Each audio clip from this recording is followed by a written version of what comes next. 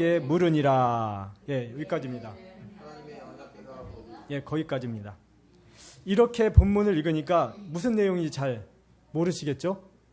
근데 지금 읽은 본문은 사사기 19장에서부터 시작되는 이야기입니다. 그래서 사사기 20장까지 가는 이야기인데 이 스토리를 짤막하게 얘기를 드리면 하나님의 종, 하나님을 섬기던 레위인이요, 첩을 두었어요. 둘째 아내를요. 그건 율법에 맞지 않죠. 근데 그 첩이 바람을 피웠네요. 그러니까 그 첩을 찾으러 갔습니다. 장인의 집까지.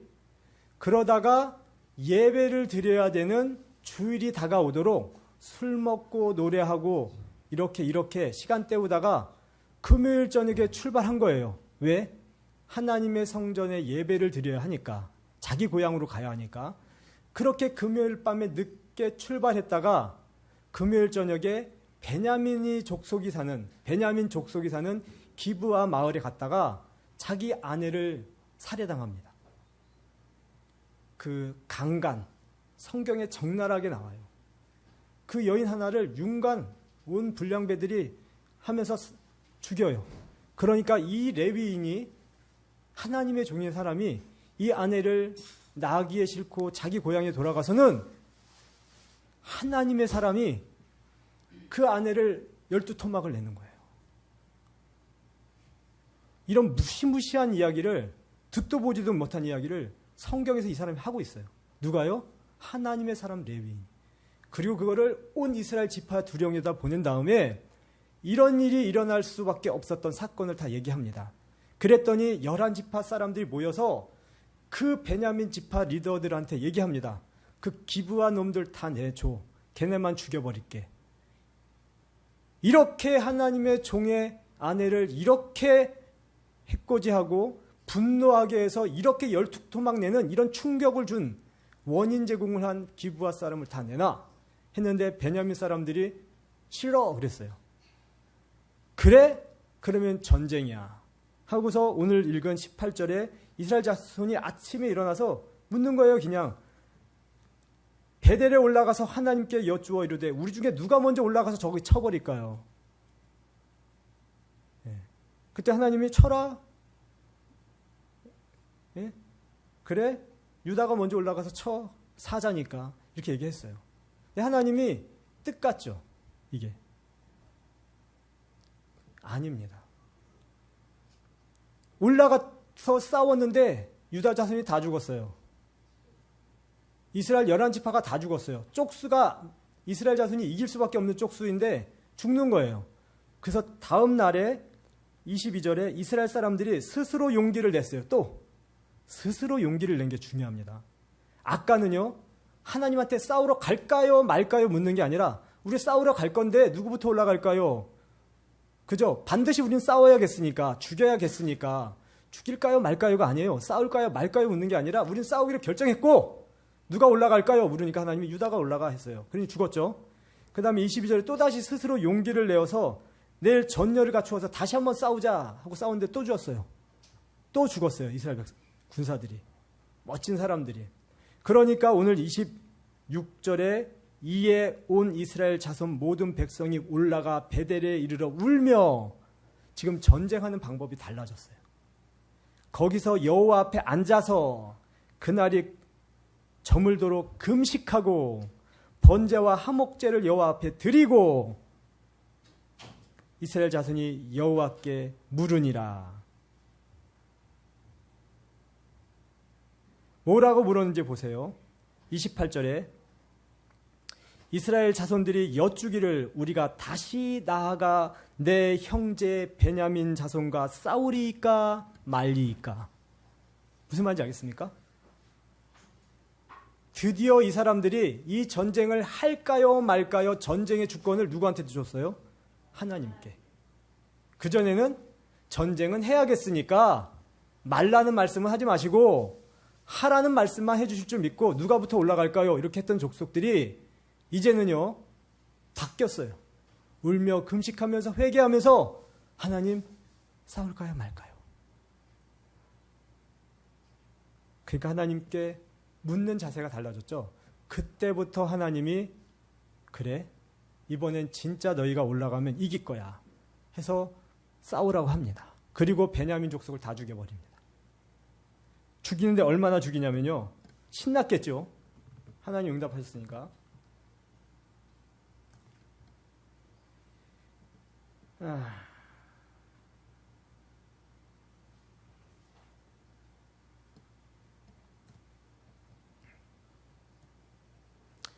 48절, 20장 48절 끝절을 읽어볼게요.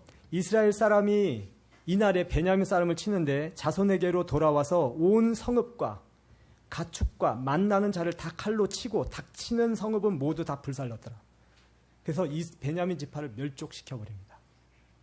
그래서 그 뒷이야기 보면 그때 살아남은 몇 명에게 또 희한한 짓을 하는, 저 베냐민 족속을 우리가 어떻게 이렇게 다 멸망시키게 되었는고 하면서 그들이 또 회개를 해요. 그러니까 자 48절에 보면 어떻게 죽였다고요? 닥치는 대로 죽였어요. 제가 이 본문을 읽은 것은 이 본문에서요. 내가 싸우겠으니 누구부터 올라갈까요? 라고 묻는 이 교만이요. 곧 우리가 가지고 있는 교만일 수 있다는 거예요. 교만 중에 교만은요. 신념입니다. 교만 중에 교만은요. 이념이에요. 교만 중에 교만은요. 정치적인 이데올로기입니다. 전쟁 하리이까 말리이까 이렇게 물어야 되는데 말리이까는 없어요. 하겠으니까 누구부터 칠까요? 이게 교만이고요. 여기서부터 신념이 나오고 이념이 나오고 이데올로기가 나오고 그 다음부터는 다 죽는 겁니다. 자기도 죽고 나도 죽는 것, 그게 정치예요. 오늘 설교 제목이 이겁니다. 정치, 즉 신념. 정치는 곧 돈인데 정치, 신념, 돈에 빠진 그리스도인의 북한 선교입니다. 이 제목이 확 와닿는 분은 뭘 아시는 분이시고요. 이게 와닿지 않는 분은 모르시는 분일 수 있습니다.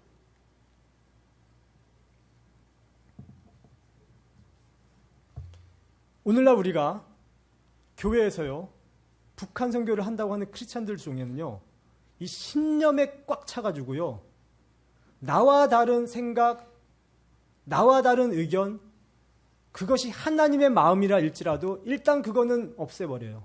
아까 우리는 싸워야겠으니까 올라갈 테니까 누구부터 올라갈까요? 했던 그 모습으로 북한 선교하려고 하고 교회에서 북한 선교를 선동하는 분들이 있을 수 있습니다. 근데 뭐라고요? 그게 나쁘다는 게 아니라 자기 죽고 동족 다 죽이는 일을 할 수 있다는 겁니다. 하나님보다 신념이 앞서기 때문에. 하나님은 살아계셔서 어제는 올라가라 했지만 오늘은 좀 천천히 올라가라 또는 그만 올라가라 하실 수 있는 분이거든요. 하나님은 살아계셔서 하나님이 이념이 아니거든요. 그래서 어제의 명령에 오늘 반응하는 사람들이 너무 과격해. 그러면 그러지 마. 동족 좀 사랑해야지 하실 수 있는 분이에요. 그러니까 하나님은 신념이 될 수 없어요. 근데 신념이 하나님처럼 여겨지면서 가는 시대, 하나님보다 돈이 앞서는 시대. 오늘 제 말씀에 오해를 하지 마시기를 부탁드립니다. 저는 조금 다른 이야기를 할 수 있어요. 다르지만 틀리다라고 생각하지 마시고요. 이해해 주시길 바랍니다. 예? 북한 선교에 대해서 여러분과 조금 다른 생각을 할 수가 있어요. 그런데요, 요즘은요, 다른 생각하는 사람도 어떤가요? 가만히 볼 수 있나요? 확 죽여버리고 싶죠. 나와 다른 생각 가지고 있는 것도 그렇지 않나요? 이게 무서운 시대입니다. 나와 다른 생각이 하나님이 주신 또 다른 방법일 수 있어요. 하나님은 남자와 여자를 만들듯이 남자만 있는 세상이 아니라 여자에도 있는 생각, 세상을 만드셨거든요. 근데 다르다는 것을 이제는 가만 놔둘 수가 없고 하나님의 일을 방해하는 족속으로 보면서 파괴하고자 하는 마음이 우리 안에 있단 말입니다. 그래서 제가 다르게 봐주세요 라고 해도 싫으실 분이 있습니다. 그런 분은 더 이해해 주시기를 부탁드립니다. 저는 제가 솔직히 얘기하는데 저는 진보도 보수도 정치인도 아니고 돈에 마음이 빼앗긴 자도 아닙니다. 부족하지만 제가 아까 기도하는 중에 어떤 찬송인지 모르겠지만 마지막 찬송에서 갑자기 마음이 울컥했어요. 어떤 가사인지 모르지만 다 드리면서 나간다는 가사 같은데 그냥 가슴이 울컥했어요. 왜 그러냐면 제가 2009년도에 내 목숨 걸고 저쪽 나라 선교를 갔거든요. 근데 그때 당시에 저만 목숨 건 게 아니라 제 어린 자녀들의 목숨을 같이 걸었어요. 아내의 목숨까지요. 그때는 제 어린 자녀들이 보이지 않았어요. 이렇게 뜨겁게 헌신하는 이 멋진 삶을 하나님께 보여드리리라. 그게 내가 여지껏 추구하고 바랐던 북한 선교의 영웅적인 모습이지 하고 나갔단 말입니다. 정말 그때 그 순간 저에게서는 저와 견줄 만한 사람이 보통 독립투사 아니면 안 될 거예요. 너도 죽을 수 있어 이 자식아. 죽어야지. 이러고 갔단 말입니다. 아니 죽어가는 애를 데리고 갔단 말입니다. 진짜. 병이 걸려가지고. 그렇게 열심히 선교하고 왔는데 제가 안에 하나님 주시는 한 가지 생각은 도대체 그 열심이 어디서 온 거니? 이걸 물어봐야 된다는 거예요. 하나님이 하나님 저한테는 정확히 얘기하셨어요. 너 영웅주의야. 믿음 신앙의 영웅주의야. 교회에서 너만 돋보이고 싶은, 별이 되고 싶은 그런 마음에서 너는 북한을 선택했고 그리고 너는 과격한 그런 삶을 선택했어. 너는 어쩌면 그 영웅심이 떨어지는 삶을 시작되면 너는 나를 버릴지도 몰라. 이 정도까지 하나님이 저한테 얘기하셨어요.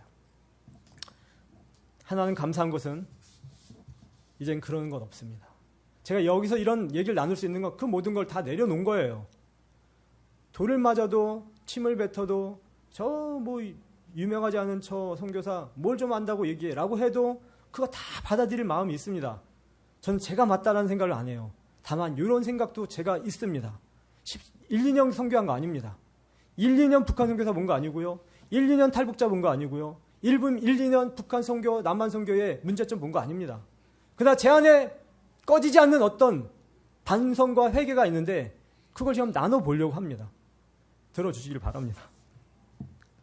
다시 한번 얘기합니다. 신념, 즉 정치에 물든 그리스도인은 북한 선교를 정치로 합니다. 신념으로 합니다. 돈에 물든 그리스도인은요, 북한 선교를 돈으로 합니다. 이게 무서운 거예요. 잘 나가요. 잘해요. 근데 사람은 없고 복음은 없고 하나님도 없습니다. 정치와 돈에 물든 그리스도인은요, 한반도 통일이나 한반도의 하나됨을 준비할 수 없습니다. 이게 제가 걸고 싶은 선언입니다. 스스로 한번 이 말에 동의하는지 안 하는지 체크해 보시길 바랍니다. 전 동의하는 분이 많았으면 좋겠습니다. 제가 정치에 물든 교회와 선교사를 보면서 충격을 받은 사건이 하나가 있는데, 어느 지역, 어느 장소, 어떤 시즌이라고 얘기하면 지금도 그곳에 있는 분들이 위험하니까 얘기를 하지 않겠습니다. 그게 쉽지 않습니다. 이 감시체제가 있는데 같이 밥 먹고 어쩐 때는 몰래 집에 초청해서 모두 하고 언니 동생으로 됐어요. 나이 차이가 이렇게 많은데도 언니 동생이 됐어요.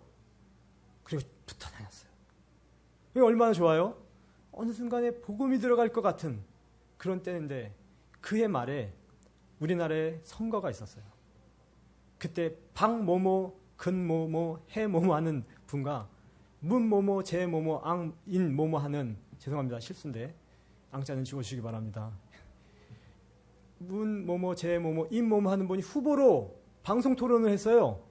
그런데 박모모 하시는 분이 좀 바보 같은 소리를 했어요. 예? 이런 거에 화내지 마십시오. 우리는 에베소서 6장을 정확히 말씀드릴게요. 우리의 싸움은 혈과 육에 대한 싸움이 아니라 이 세상 통치자들과 권세자들과 싸움이라고 얘기하거든요. 우리 그리스도인의 싸움은 이 세상 통치자들과 권세자들과 이 세상의 주관자들과 싸움이라고 하는 걸 아십니까? 그러니까 제가 정치인들 통치자잖아요. 권세자들이잖아요. 이름 뭐 얘기한다고 해서 뭐라고 하지 마십시오. 저는 아무도 편 안 듭니다. 저는 몰라요. 저는 두만강 압록강에서 살다 왔어요. 여하튼 그 박모모 하는 분을 바보 같다고 얘기했어요. 후보 토론을 저렇게 해 하고 문모모를 지지하는 분이 얘기를 했단 말입니다. 근데 그 시즌은 어느 때도 그런 이야기를 거기서 할 수가 없었어요.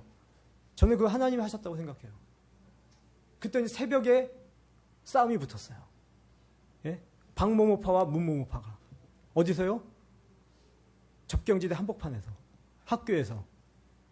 그래가지고 문모모파가 좀 또박또박 박모모의 부족함을 딱 얘기했더니 이 박모모파의 한 분이 책상을 치며 일어나가지고 저의 목소리 한 10배 찢어지는 목소리로 북한! 아니 우리 어머니가 북에서 탈출하신 이북 사람인데 우리 어머니가 죽으면서 나한테 한 말이 뭔지 알아? 북한 놈들은 믿을 게 못해. 빨갱이 놈들은 다 사기꾼이고 거짓말쟁이야. 우리 어머니가 피를 토하면서 얘기했는데 빨갱이 놈들을 어떻게 믿고 이렇게 얘기했어요. 그런 얘기를 진짜 한 5분 한 것 같아요. 실제로 얼마 했는지 모르겠지만 10분 한 것 같기도 하고. 근데 제 속에 그 순간 이 북한 학생들이 지금 좀 복도가 사실은 너무 다 들리거든요. 이걸 1, 2분도 아니고. 근데 그 순간 진짜요. 거짓말 아니고 그 북한 자매가 그 문을 차고 들어왔어요. 빨갱이 놈들을 알아. 북한 놈들을 알아. 그 거짓말쟁이 그 사기꾼들. 그 뭐 반역자 같은 분 이렇게 얘기하는 때 우리 남한 쪽에서 얼마든지 나누는 그 얘기 있잖아요. 빨갱이 나쁘다 하는 얘기를 거기서 선교사님이 하신 거예요. 누가? 북한을 사랑하고 북한 주민을 선교하겠다고 하시는 분이. 그러고 그 자매가 들어왔는데요. 레위절을 쏩니다. 진짜. 그 젊고 당돌한 여성의 그 눈빛은요. 정말 무서워요. 그리고 선생님들 쥐예요. 쥐. 그러고 그 사람이 가서 앉았는데 아무 말 안 하고 앉았는데 그 자매와 언니 동생하고 자매를 선교하고 복음 전하려고 했던 그 선교사님 그날부터 어떻게 될게요? 상상에 맡기겠습니다. 뭐 해코지는 없지만 자기는 더 이상 북한 선교사 못했습니다. 그분은요. 자기가 어떻게 북한 선교사를 됐는지 어떻게 북한을 사랑하는지 주민을 사랑하고 희생하려고 하는지 약정하고 약속하고 다니던 분이거든요. 이게 혹시나 어디 나가면 이분은 진짜 근데 누군지 제가 얘기를 하지 않았으니까 용서하십시오. 저는 그분이 하나님의 어떤 교과서로 쓰였다고 생각합니다. 절대 그분을 나쁘다고 얘기하려는 게 아니라 그때 하나님이 저한테 주신 말씀이에요. 봤니? 이곳에 와서 선교하고 있는 북모모 선교사라고 하는 분들 안에는 내 복음이, 내 말이, 나의 사랑이 정치적 이데올로기 신념 하나 못 넘어간다. 원수를 사랑하라고 했는데 원수 사랑은 코빼기도 없다. 다 자기 열정으로 간다. 다 자기 후원으로 간다. 자기 후원이 어떤 후원을 받는지 그 색깔에 맞춰서 하고 살고 있는 거다. 이런 얘기를 했습니다. 그렇지 않습니까? 제가요, 이렇게 제 선교 사역은 조금 북한 선교는요, 잘 모르시는 분들도 있더라고요. 2가지 사역입니다. 오늘은 개인적인 은혜는 없는데 북한 사역의 전체적인 눈을 볼 수 있는 시각이 열릴 수 있어요. 북한 선교는요, 아무리 은혜롭고 아무리 헌신 희생 아무리 전략을 짜도 딱 2가지 틀에 들어갔습니다. 하나가 뭐냐면 북한 공산당을 와해시키는 선교. 하나는 북한 주민을 살리는 선교. 딱 이 2가지 틀에 갇혔습니다.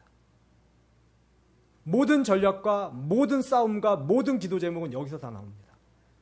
특별히 북한을 와해시키고 싶은 분들의 기도와 전략은 굉장하죠. 근데 그거 아십니까?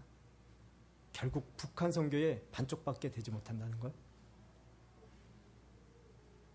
그래서요, 북한을 와해시키는 선교 중에 하나가 탈북자 탈출 선교입니다. 솔직히 툭 터놓고 얘기해서. 거기엔 엄청난 명예 탈출시킨 사람에게는요. 이렇게만 얘기하면 안 되는데 제가 죄송합니다. 훌륭한 분들이 정말 많습니다. 근데 훌륭하지 않은 몇 분의 예를 들어서 얘기하겠습니다. 거기엔 탈출 선교를 이용하고 그거로 명예를 삼고 그거로 돈놀이하고 그거로 자기의 영광을 누리는 사람들이 많습니다. 있습니다. 그 사람들은 그것만 해야 된다라고 강조하겠죠. 왜? 그래야 자기 명예가 더 커지고 자기 인기가 더 올라가고 그리고 자기의 모금이 더 잘 될 거니까. 반대로 북한을 와해시키지 않고 그게 목적이 아니에요. 그냥 가난하고 배고프고 굶주리고 생필품이 없어 떨어져가는 그런 아기들, 처녀들 이야기를 들으면 주고 싶은 그런 사람들이 또 있을 거 아닙니까? 하나님 사람들 중에는. 그런 분들은 북한을 도와야 돼요. 이렇게 돕는 분들. 병원을 세우고 농사법을 알려주고 고아원을, 식빵을, 국수공장을 하시는 분들. 그런 분들은요. 북한 탈북민을 못 도와줍니다. 도와줘서는 안 됩니다. 왜 그런지는 아실 겁니다. 도와주면 사업이 망하니까. 그래서 북한 사람들을 돕고 싶어도 안 돕겠죠. 근데 그게 10년, 20년, 30년 굳어지니까 당연히 행정적으로 가겠죠. 누가 오든 아무리 어떤 사연이 있고 위급한 사연이 있어도 일단 북한 사람은 외면합니다. 탈북자는. 그렇게 하면서 그분들이 얘기하는 건 병원을 지어주고 있습니다. 고아원을 돕고 있습니다. 그리고 땅을 피우고 있습니다. 이렇게 얘기하면서 선교를 하고 그쪽에만 또 맞는 방법이라고 우기겠죠. 그러니까 북한을 와해시켜서 돕지 말고 탈북자만 데리고 나와야 되는 사람들, 선교사들 입장에서는 북한을 자꾸 도우면서 주민들을 돕겠다고 하는 이런 선교사가 왼수보다 더 왼수가 없어요. 히틀러보다 더 미운 건 누굽니까? 히틀러를 지지하는 나의 친구 아닙니까? 그러니까 히틀러보다 더 나쁜 놈으로 보는 거예요. 북한 김일성, 김정은보다 더 나쁜 놈으로 보는 겁니다. 이 싸움이 보이지 않게 얼마나 강렬한 줄 아십니까? 저는요, 그냥 어린 시절 내 조국 도와야 되고 선교해야 되고 원수를 사랑해야 된다고 1970년 후반대부터 80년대 청소년기 고등학생을 지나면서 그렇게 훈련받았어요. 그렇게 배웠고요. 조국하면 눈물 흘리면서 기도하게끔 그렇게 배웠단 말입니다. 그게 하나님 사랑이고.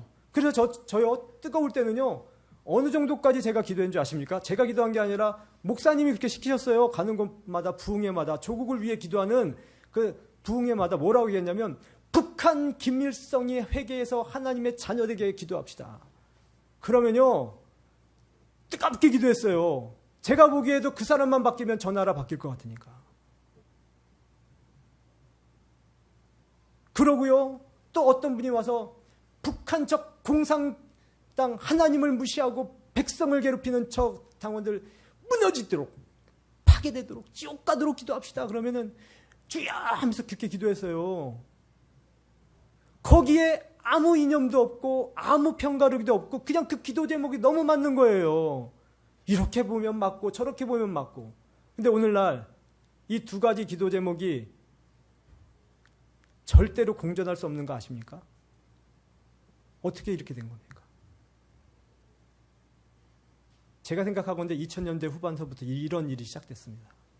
그건 제가 얘기하지 않겠습니다. 돈과 정치가 교회 안에 들어온 거예요.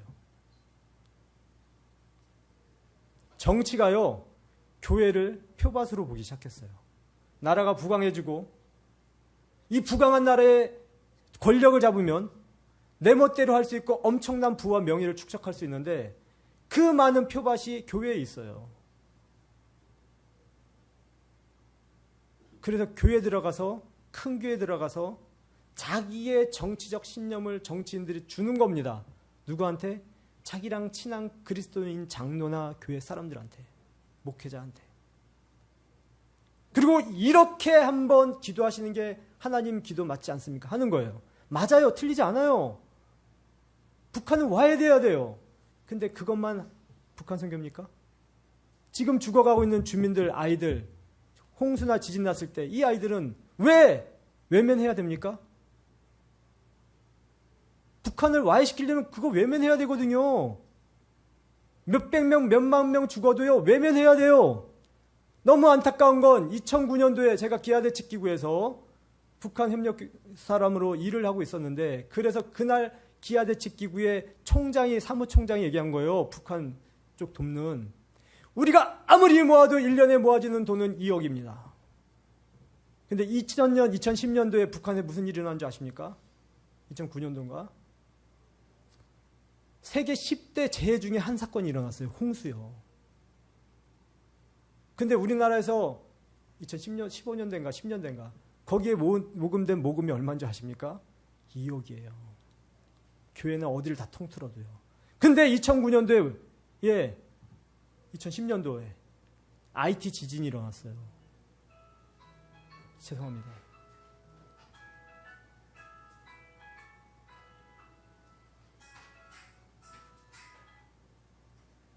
(2010년도에) 북한 분들 모르실 수도 있지만 우리 한국 분들 알 겁니다. IT 지진 아시죠? 그때 IT에서 지진이 일어나서 가난한 사람들이 있습니다. 도와야 됩니다. 라고 할 때 모금이 얼마 된 줄 아십니까? 단 몇 개월 만에 300억. 제가 2억과 300억을 비교해 보면서 눈물이 나더라고요. 근데 그 2억은 각 교회에서 뭐였냐? 아니요. 1억 5천이 어떤 넌 크리스찬이 자기 회사에 제품으로 1억 5천을 한 거고 나머지 5천은 그냥 교회 다니면서 모금한 게 그거였습니다. 그리고 우리가 정말 2011년도에 일본 대지진이 일어나가지고 그 원전이 좀 흔들리는 사건이 일어났죠. 그때 우리의 원수인, 그렇지 않습니까? 일본에게 우리 민족이 얼마나 도운지 아십니까? IT 지진의 2.6배, 560억을 보냈습니다. 근데 2011년도에 북한은 얼마인지 아십니까? 여전히 2억이 안 됐어요. 홍수가 나든 뭐가 나든. 그럼 왜 그럴까요? 전 제가요 북한 선교를 하면서요 딴 데는 하지 못하는 감정을 토로하겠습니다. 미칠 것 같아요. 나는 내가 북한 선교라고 말할 수 있는 것이 돌 맞을까 봐 말을 못하겠어요. 말 잘못하면 돌 맞을까 봐. 이 종북주의자, 이 빨갱이, 이런 소리를 코앞에서 들어보세요. 난 그런 걸 모르고 갔다니까요. 난 하나님 사랑을 배워서 원수를 사랑하고 너희 동족 중에 유리하는 자가 있으면 네 가족처럼 여기서 도와주라는 말씀에 의해서 가는 건데 내가 가서 도와줬습니다 라고 하면 그 빨갱이 짓 아닙니까? 그렇게 말할 수 있는 입장이 있었겠지만 저는 그 다음부터 제가 북한 선교사라는 말을 못하겠더라고요. 그리고 북한을 도와주세요라는 말을 못하겠더라고요. 그리고 누가 부러운지 아십니까? 아프리카 선교사, 이란 선교사, 무슬림 선교사, 그 다음에 미국, 일본 선교사 다 부러워요. 다 부러워. 사진 떼어주면서 도와줍시다 하면 다 도와줘요. 그 원수 일본도 560억을 도와주는데.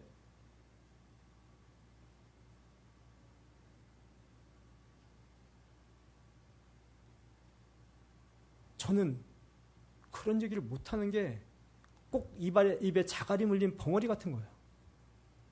그 아픔을 아십니까? 그럼 그런 아픔을 왜 주는 거예요? 나보고 선교하라고 보내놓고 왜 여기서는 배가 고파서 돌아가는 사람 돈 지어주고 뭐 지어주고 돈을 보낼 수 있는 거잖아요.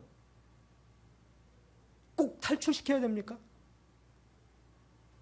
돈 지어줘가지고 자기 딸, 그렇잖아요. 탈출하신 분들 중에는 저 조국이 그걸 배신하고 오시는 분도 있지만 저 이북 땅에 남겨둔 가족 때문에 다시 들어가고 싶은 분들 많잖아요. 실질적으로 그런 일시탈북자들이 더 많습니다.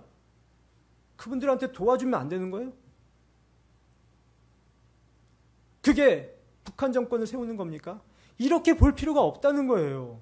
하나님은 그럼에도 불구하고 그 땅과 그 산천이 좋아서 아버지 고향이니까 어떻게든 남아서 살려고 하는 그 가난한 백성들에게는 너희 형제니까 손을 굽지 말고 주라는 거 아닙니까? 오늘날 베냐민에게도 이 전쟁 해야겠으니까 해볼만 하지 않습니까? 11지파인데 한 지파 죽이는 거 쉽잖아요. 그러니까 하나님께 물을 필요가 없는 거예요. 해볼만 하니까. 하나님, 내한테 이런 힘과 이런 지지를 주셨는데 저거 폭격시켜가지고 그냥 끝내면 되죠. 뭘 제대로 하고 뭐 타협을 하고 저거 합니까? 뭘 기다립니까? 간단하게 끝내면 되죠. 가가지고 그냥 베냐민 싹 치고 기부한 놈들 잡아가지고 하고 싶은 대로 할게요. 이거였어요. 근데 그게 오늘날 북한을 향한 우리의 신념이란 말입니다. 반드시 얘기합니다. 이스라엘 11지파가 먼저 죽습니다. 하나님이 가라라고 허락해줘요. 왜? 뗐으니까. 가. 해봐. 너 죽고요. 왜 죽었죠? 스스로 용기를 냈다고 하지 않습니까? 야, 이거 우리가 다시 더 용기하자? 괜찮아? 해보지 뭐. 한번 질 수 있는 거야. 오늘이 이기는 거야. 갔는데 또 깨졌어요. 엄청나게. 그제서야 하나님 이 전쟁은 할까요 말까요 이러고 하는 거예요. 11지파가. 그제서야 자기의 힘과 재력과 지력을 내려놓고 하나님 할까요 말까요 묻습니다. 그게 맞는 거예요.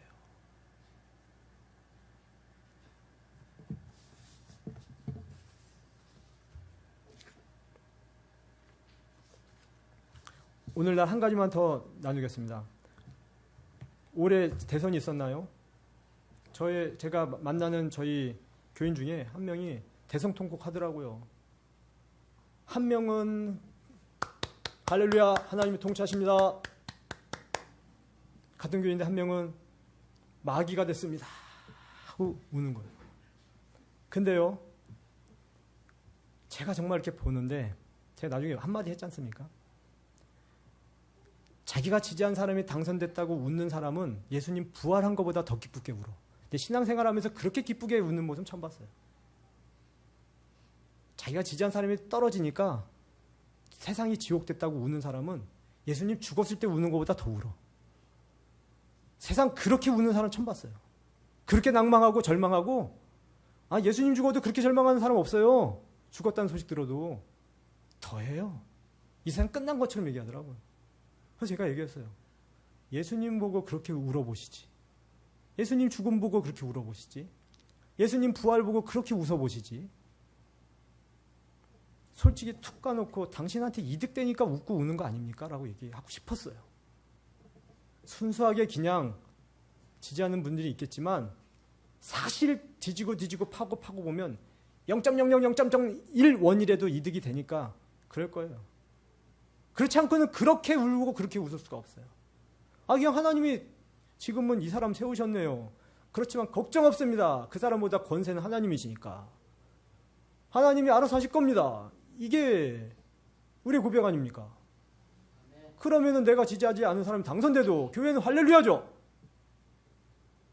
근데 지옥으로 떨어졌대요. 세상이 전부 다. 그게 매번 대선 때마다 나오더라고요. 5년마다. 그러니까 교회는 정치 집단입니까? 교회의 왕은 누굽니까? 세상 가이사입니까? 세상 가이사한테 그렇게 헌신하려고 바치려고 그 사람 지지하려고 교회 모였습니까? 그리고 선교하는 겁니까? 아니지 않습니까? 더 나가면 죄송합니다.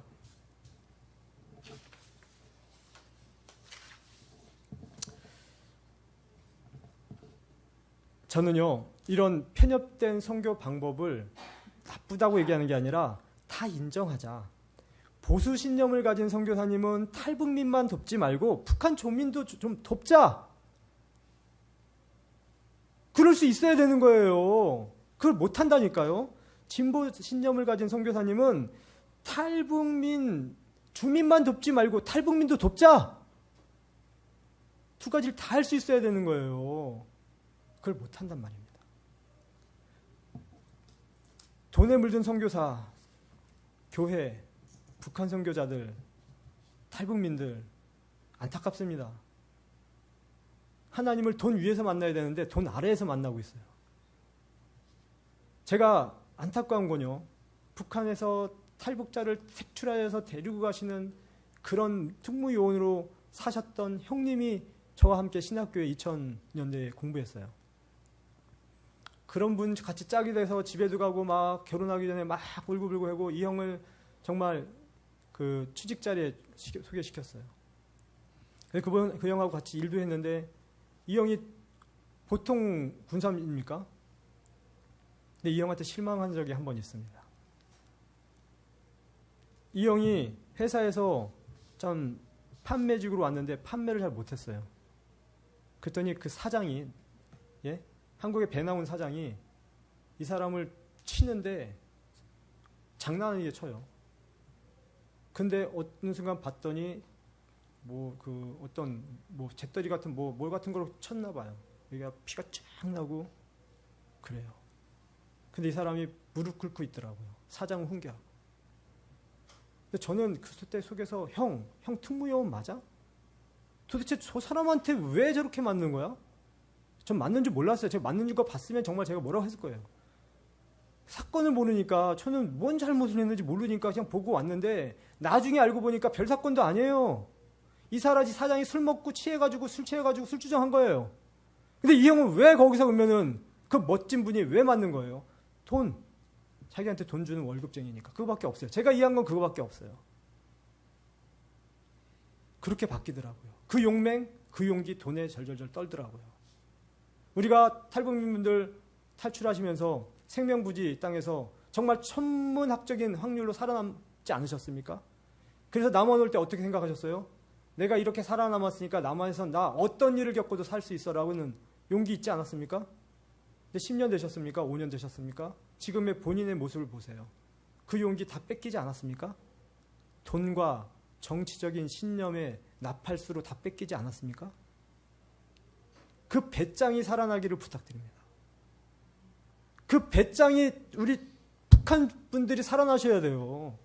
이 정치와 돈에 물든 이 세상에 가해사를 쫓는 남한과 남한의 그리스도인들 앞에서요, 여러분들이 그들한테 그런 거에 물들어 버리면요, 누가 이 남한 그리스도인들을 깨울 겁니까? 저는 그게 너무 원통해요. 제가 진짜 그 순간 모르겠습니다. 덩치는 작지만 그 사람이 이유 없이 그렇게 맞는 건 줄 알았으면 나 그 사장 진짜 대들었을 거예요. 이런 싸가지 없는.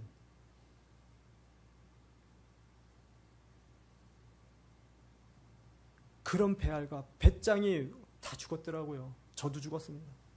저 이제 독일 가 있지 않습니까? 저도 죽었어요. 죽어가지고 어디 숨어서 혼자 살고 있다가 이렇게 교제해 주셔서 제가 여기서 얘기하는 겁니다.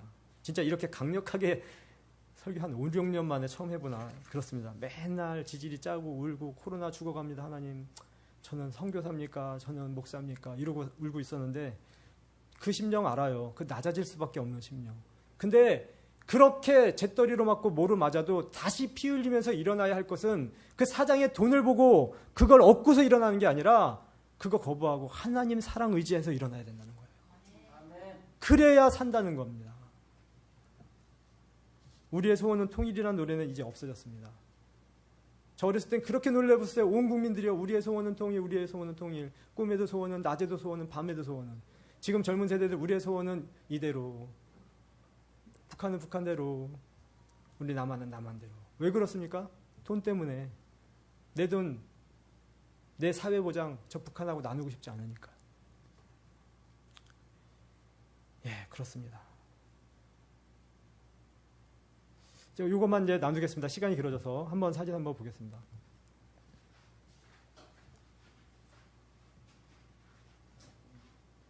제가 독일에서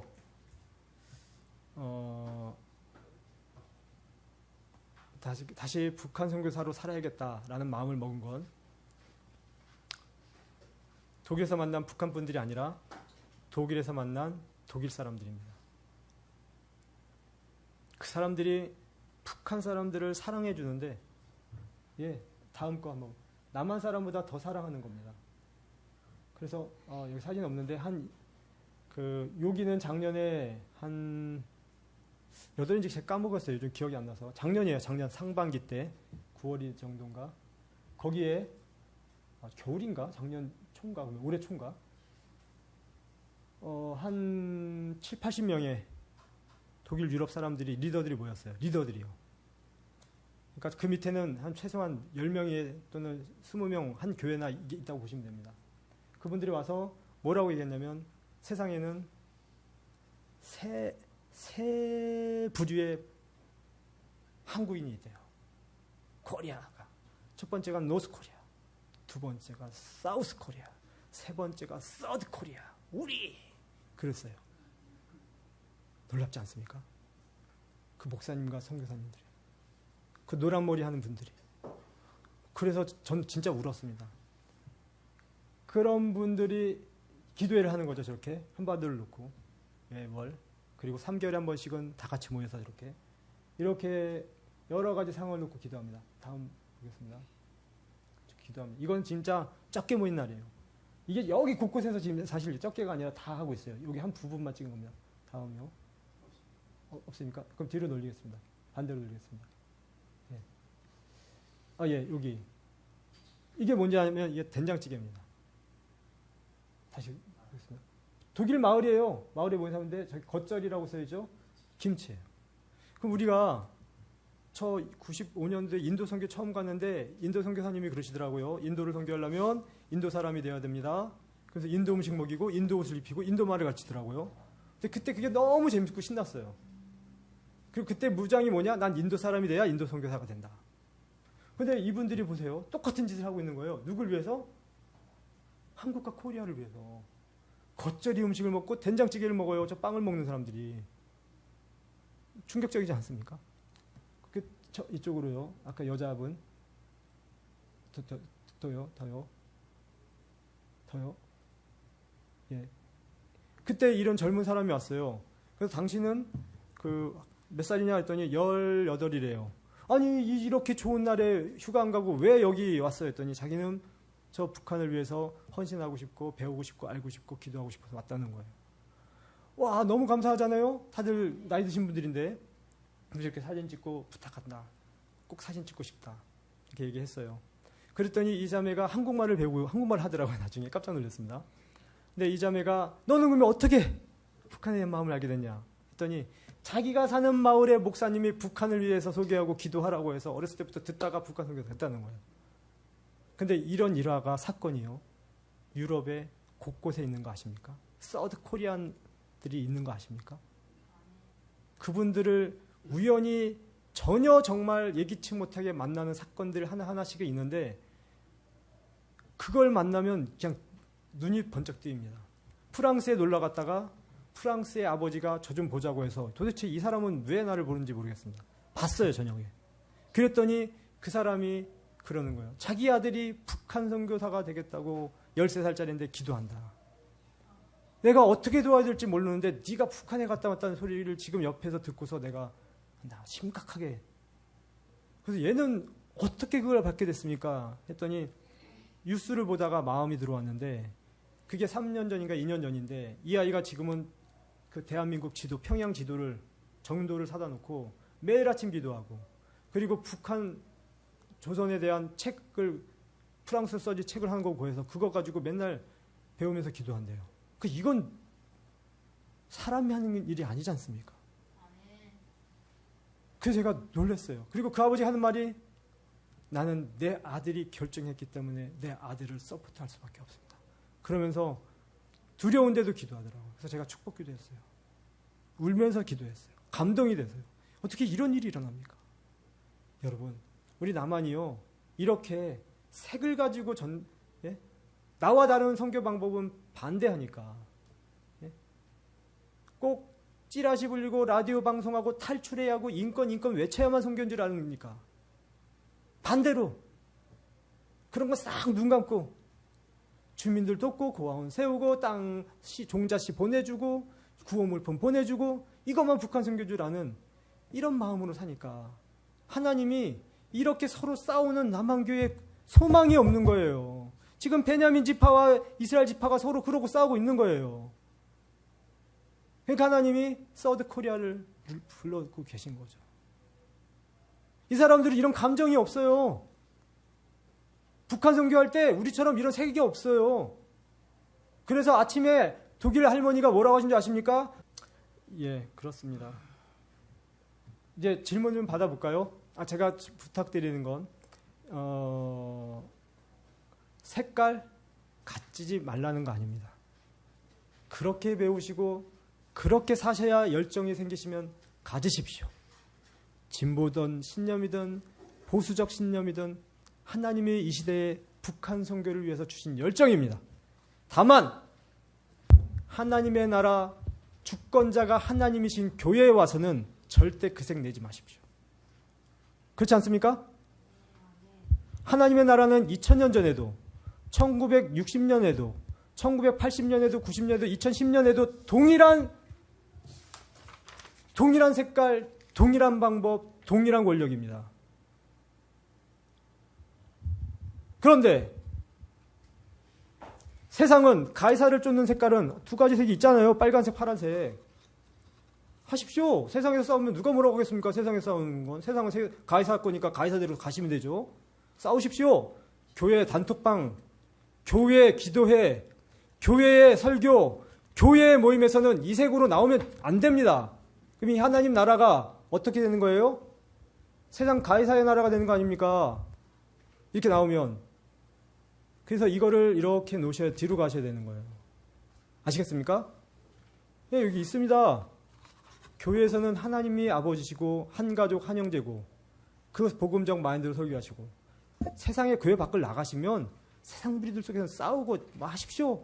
싸우지 말라도 안 싸우면 근질근질해서 안 되시지 않습니까? 근데 교회 밖에서는 아무도 뭐라고 안 합니다. 그런 나라니까.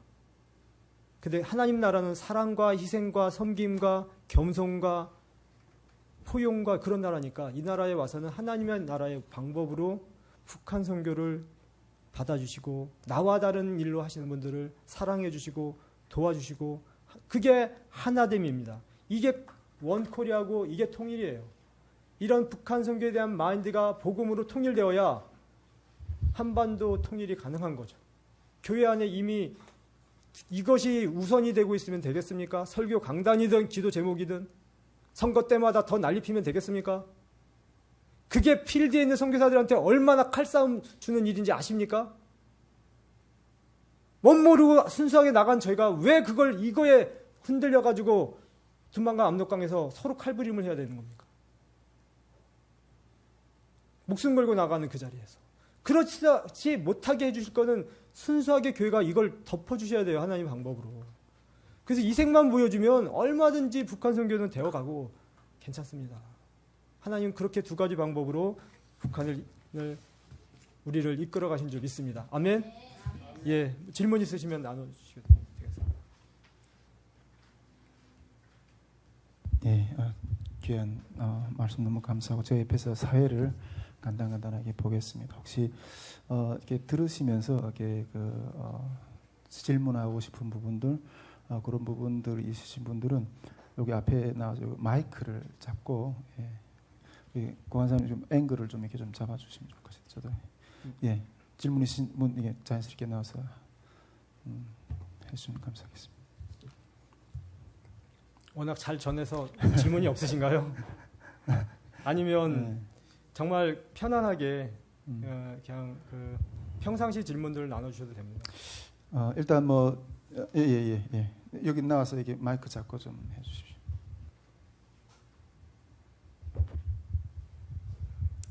좋은 말씀 감사합니다. 네, 질문보다는 예. 제가 얘기를 들으면서 편협이라는 얘기를 아까 말씀하셨는데요. 예. 사실 편협이라고 하면 편협일 수도 있긴 있어요. 선교사님들 입장에서는. 근데 저희가 이제 교육을 아프리카나 이런 쪽은 이제 뭐 불쌍하다 어쩌다 했지 우리나라의 관계 속에서 크게 뭐 그렇게 막 미워해야 되고 막 이렇게 자극적인 말은 없었잖아요. 예. 근데 북한 같은 경우에는 이제 아무래도 남한하고 북한하고 이제 아무튼 우리가 분열이 됐잖아요. 그러면서 서로 38선을 그어놓고 이제 총을 겨누고 있는 휴전이지만 사실은 어떻게 보면은 다시 또 전쟁을 하겠다는 그런 속에서 지금 저희들이 살아왔고 또 이제 교육을 받을 때 북한에 대해서 이미지를 좋게 듣지는 않았잖아요. 그러다 보니까 이제 어느 날 이제 교회에 들어오게 되고 교회에서 하나님의 사랑을 배우면서 이제 하게 되는데 그게 쉽게 이렇게 그렇게 확 변화가 올 수는 없는 게 있는 것 같아요. 그래서 사실 뭐 그 아프리카 쪽 이런 쪽에 대해서 그렇게 이제 할 수 있는 북한에다가 우리가 그런 것들을 보내주게 된다면은 그게 주민들한테 가야 되는데 뉴스에서든지 뭐 매스컴에 그런 거 많이 나오잖아요. 주민들한테 가야 되는데 그것이 그 다른 데로 흘러가서 거기 그걸로 무기를 만들고 핵무기 이런 얘기들이 많이 나오잖아요. 그러다 보니까 북한을 돕고 싶지가 않아서 돕고 싶지가 않다 이런 것보단 어느 누구보다도 북한을 사랑하고 불쌍하게 생각하지만 계속 이제 뭐 정주영 회장님도 뭐 북한으로 보내고 또 뒤에서 안 하면 여러 가지로 북한을 도우려고 우리나라에서 많이 했다고 생각이 들어요. 근데 그게 정말 필요한 우리 주민들한테 가야 되는데 그 위에 다른 쪽으로 흘러가서 그게 나쁜 쪽으로 악용되니까 그래서 이제 그런 것들을 생각함으로 인해 가지고 하고 싶어도 사실 못 하고 있는 부분도 있지 않을까. 저는 맞죠. 그런 생각이 들었습니다. 네, 부분에 대한 이 부분이 실질적으로 많이 나오는 질문입니다. 그리고 고민이고요. 이 부분의 답도 그렇게 간단히 드릴 수는 없습니다. 그러나 이 부분의 답을 드릴 수는 있어요. 언제 이 부분의 답을 드릴 수 있냐면 이거를 하나님의 시각으로 보면 드릴 수 있어요. 이거를 그때 그 순간 내 입장이나 우리 이런 상황으로 질문하고 답하지 않고 이거를 50년, 60년 보시는 살아계시고 통치하신 하나님의 시각으로 보면 답을 드릴 수 있습니다. 답을 한번 제가 드려볼 테니까 인간적인 지혜로 현혹당하거나 세뇌되지 마십시오. 저는 이 부분에 대해서 답이 있습니다. 그래서 저는 그렇게 합니다. 돕고 있습니다. 도와야 된다고 합니다. 그냥 간단하게 예를 드릴게요. 너무 깊이 생각하면 힘드시니까. 김대중 정부와 노무현 정부, 소위 빨갱이 출신. 그 사람들이 햇볕 정책으로 북한 사람들한테 돕기 시작했지 않습니까? 그리고 정확히 3년 후부터 탈북자들이 쏟아져 나옵니다. 그전에는 1998년도 김대중 대통령 전에는 북한을 햇볕 정책이 없었거든요. 한국 물건 안 도와줬거든요. 그러니까 북한 안에는 한국이 지질이 못나고 가난한 거지들만 사는 줄 알았어요. 근데 햇볕 정책을 통해서 많이 주니까 정확히 3년 후부터 나오기 시작하는데 사람 탈북자가 3배, 4배, 10배로 확 올라가는 거예요. 왜 그럴까요? 나만의 초코파이, 나만의 고무장갑, 나만의 뭐는 중국하고 달라. 그걸 안 거예요. 그래서 속았구나. 그래서 북한에 대해서 불신이 일어나기 시작한 거 아십니까? 그래서 여러분들이 오신 거예요. 저는 그게 장기적인 안목이라고 봅니다. 북한 사람들한테 다 공산당원이 아니고 다 김일성 추종자가 아닙니다. 어쩔 수 없이 그 체제에서 하늘을 바라보며 사는 분들이 있습니다. 근데 내 동족이 이렇게 좋은 걸 가지고 있고 도와주고 있고 능력이 있다는 걸 바라봤을 때 내가 탈출할 수 있는 희망지가 생기는 거예요. 그리고 그런 도움을 준다라는 소식만 나오도 직접 그러시던데요. 거기 계신 분이 쌀값이 떨어진다고. 쌀값이 너무 비싸서 못 사 먹는데 남한에서나 미국에서나 돕는다는 소리만 나와도 살겠다. 소문이라도 좀 흘려달라. 저는 북한 계신 어머니한테 직접 들었는데요. 그래서 이 섬길 때는 그 한 면만 보지 마시고 그런 게 있습니다. 그리고 미국이 북한 돕는 거 제일 싫어하잖아요. 근데 미국이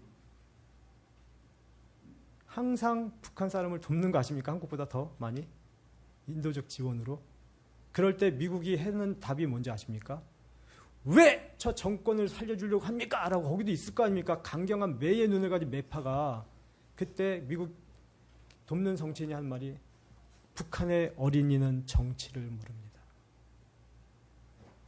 미국인지 남한인지 공산주의인지 모릅니다. 배고픈 아이들에게는 우선 먹을 게 필요합니다. 이 말이 통과가 돼서 주는 겁니다. 그래서 저는 같이 해야 돼요.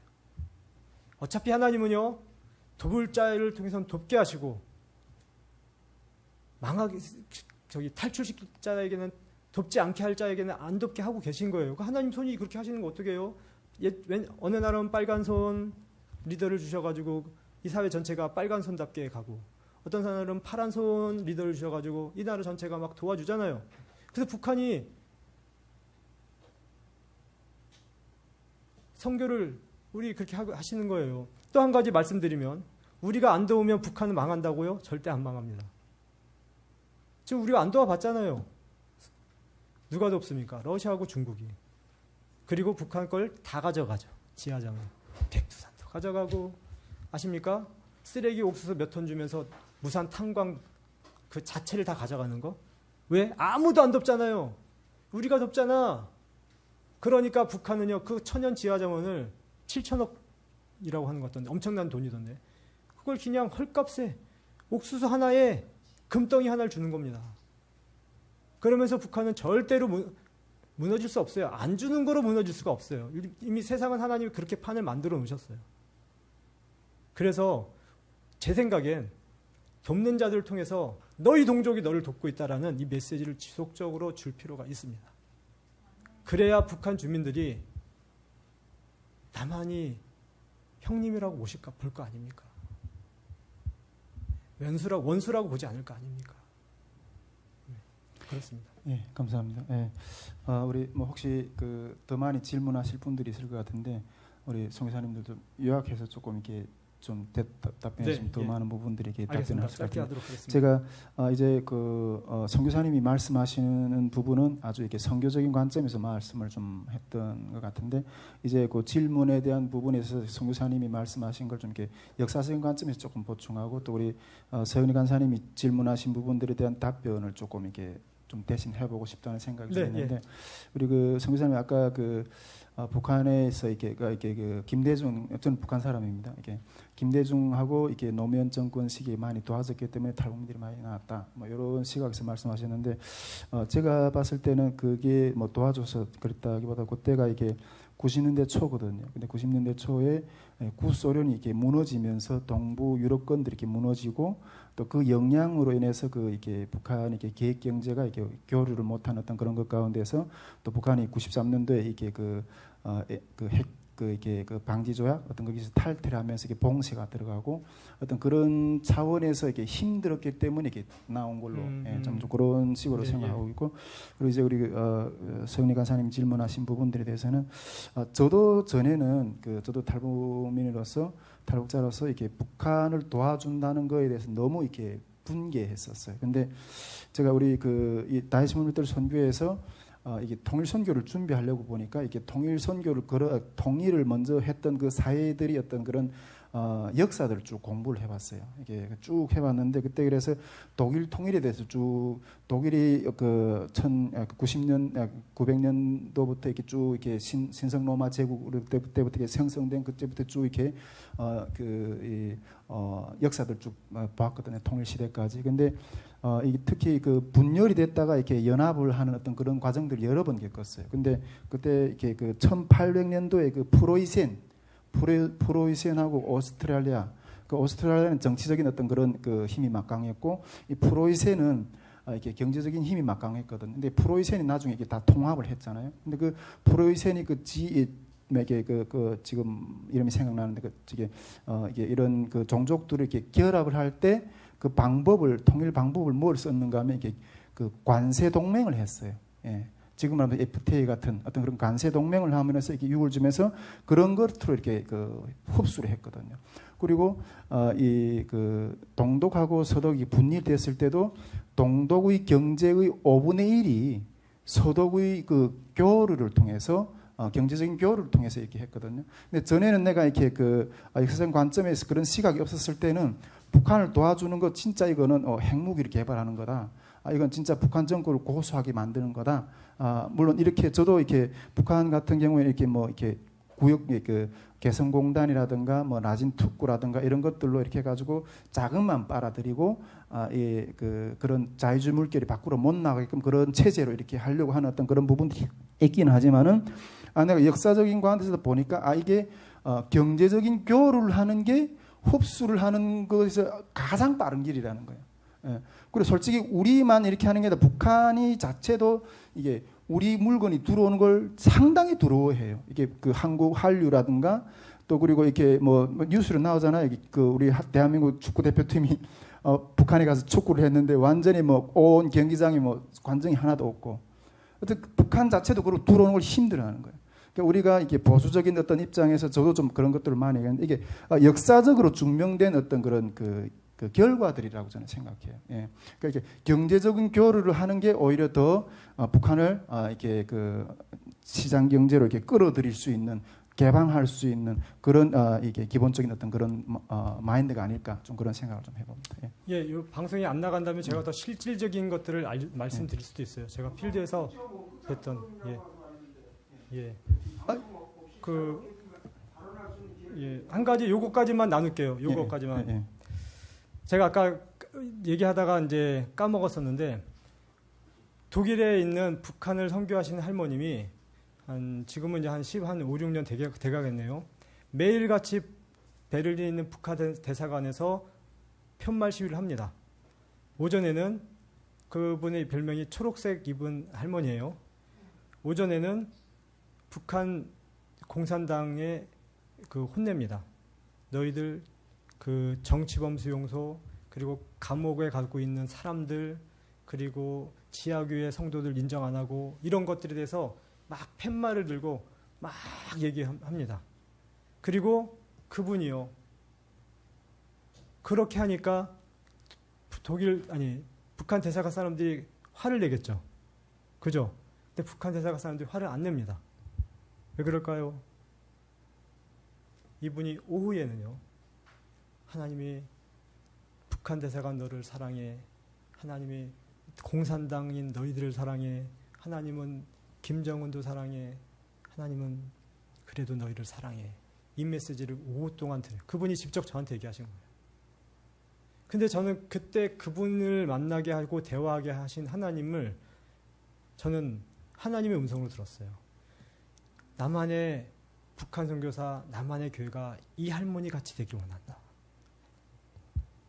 결코 북한을 돕지 않고 돕는 이 모든 방법은 다 하나님의 방법이다. 여기 그 산 증인인 독일 할머니를 보아라. 예? 이건 결코 공준할 수 없는 것이 아닙니다. 그러니까 할머니는 아침에 혼내는 거죠. 왜 혼낼까요? 공의로우신 하나님에 의해서. 내가 믿는 공의로우신 하나님은 그 부당한 권력에 대해서 혼내라고 하시니까 혼내요. 근데 오후에는 하나님이 공의롭기만 합니까? 자기 자식을 정도의 사랑하시는 하나님 아닙니까? 그래서 로마서 5장에 보면 우리가 죄인일 때에, 아주 흉악한 죄인일 때 그 아들을 주심으로 우리를 사랑하셨다고 확증했다고 하지 않습니까? 그러니까 그 하나님의 사랑을 아니까 오후에는 하나님 그래도 너희를 사랑해. 나를 때려도 사랑해. 오전에 게시판 했을 때 한동안 굉장히 아주 그냥 시달렸대요. 근데도 사랑해 사랑해 했더니 지금은 어깨 동무하고 대사관자들이 커피도 갖다 준다는 거 아닙니까? 그게 뭘까요? 간단합니다. 하나님이 살아계신 사람이 전하면 그렇습니다. 하나님은요, 신념이 아니라니까요. 어떤 답이, 명제가 아니에요. 방향, 지등이 아니에요. 하나님은요, 이 방향을 오늘날 내일 다 흔들 수 있어요. 항상 너희는 너희 뒤에서 왼편으로 가라, 오른편으로 가라, 이렇게 하라고 지도하시는 성령의 음성을 들으라고 하지 않습니까? 너희에게 선생이 하나 있는데 그분 성령님이라고 하지 않습니까? 그 성령님이 오늘날 우리에게 오셨지 않습니까? 아니, 여러분 안에 안 계십니까? 그 성령님이 이념과 신념 밑에서 움직이는 에너지입니까? 기운입니까? 그분은 창조주 하나님이십니다. 그래서 어떤 상황에서도 세상은 다 아니다 할 때 성령님은 넌 해라라고 하실 수 있는 거예요. 세상은 다 해라 할 때 그 성령님의 인도받는 사람은 아니다 할 수 있는 거예요. 그런 민감한 천지의 주제이신 답을 가지고 계신 하나님이 이 순간에 계신 거예요. 저와 여러분 안에. 제가 이 얘기를 어디 가든 똑같이 하지 않습니다. 왜냐하면 들을 만한 귀가 있는 사람한테 들리는 거고요. 없는 사람한테는 할 필요도 없어요. 네. 그런 겁니다. 감사합니다. 우리 이 영상은 우리가 이렇게 기도회 끝나면 그냥 내릴 거니까 예, 그냥 편하게 그냥 우리 안에 자료로만 이렇게 하니까 편하게 있는 질문들을 좀 이렇게 해주시면 좋을 것 같아요. 이제 뭐 좀 질문 우리가 아까 이렇게 좀 늦게 들어오신 분들도 있는데 아까 초대에 그렇게 우리 여기서 이렇게 정치적으로 진보적인 성향, 정치적으로 이렇게 보수적인 성향 이런 다양한 분들이 있으리라고 생각하는데 이것은 싸우려고 하는 어떤 그런 자리가 아니라 우리가 이렇게 서로 뭐가 우리가 진정으로 이 한반도의 문제 또 그리스도 안에서 우리 남북 문제를 북한 선교를 이렇게 열어가는 그런 것인가 하는 것들을 고민하자고 하는 이런 자리라고 이렇게 말씀드렸으니까 싸우려고 하는 게 아니라 그냥 좀 이렇게 부드럽게 좀 이렇게 자기가 가지고 있는 어떤 그런 부분들을 이렇게 좀 나눠주시면 좋을 것 같아요. 예. 근데 제가 이제 잠깐 이게 이제 선교사님 이제 성령의 어떤 그런 음성이라든가 이런 부분들에 대해서 말씀하셨는데 제가 아주 리얼한 어떤 그런 느낌을 좀 말씀을 드리고 싶은데 제가 이게 중국에 있을 때 제가 중국에 있을 때 이렇게 미션홈에서 이렇게 3년 반 동안 성경 공부를 했거든요. 근데 우리 한국 선교사님들 우리를 지도했어요. 한국 선교사님들 지도했는데 그 선교사님들이 우리와 같이 살지 않았어요. 우리와 같이 살지 않고 따로 이렇게 살았거든요. 그다음에 중국 조선족 전사님 우리를 그냥 이렇게 관리를 하게 하고 그때 제가 들었던 질문이 뭔가 하면 당신네 지금 복음을 전하려고 우리한테 이렇게 왔지 않냐? 그러면 이 복음이라는 게 그렇게 중요하면 여기 들어와 같이 살자 그랬어요. 들어와 같이 살자. 만일 여기에서 만일 공안이 잡혀가게 되면 우리는 북한에 가면 그냥 바로 정치범 수용소가 간다. 그게 그렇게 중요하면 와서 이게 좀 같이 살자. 이렇게 이야기했거든요. 그랬던 것처럼 제가 한번 어느 탈북민 북한 선교 세미나에 딱 갔는데 그때 아마 카나다 목사님이었던 것 같아요. 카나다 목사님 같은데 이게 대한민국은 정말 이렇게 정치적으로 뭐 좌우 분열이 이렇게 돼서 너무나도 이게 답이 안 보인다. 어떤 해외 한인 교회의 어떤 그런 신앙적인 마인드를 가지고 들어와야지 이런 문제를 해결할 수 있다. 이렇게 강력하게 호소를 하시더라고요. 근데 제가 그때 다른 분들에게 질문을 많이 해서 제가 질문을 하고 여기까지 올라왔던 걸 이제 못 하거나 있었는데 그때 무슨 마음이 들었는가 하면 물론 우리가 하나님의 어떤 그런 정의 마음을 가지고 그걸 해결해야 됩니다. 근데 제가 딱 그래서 그러면 당신이 카나다 국적을 접고 이 한국에 들어와 사세요.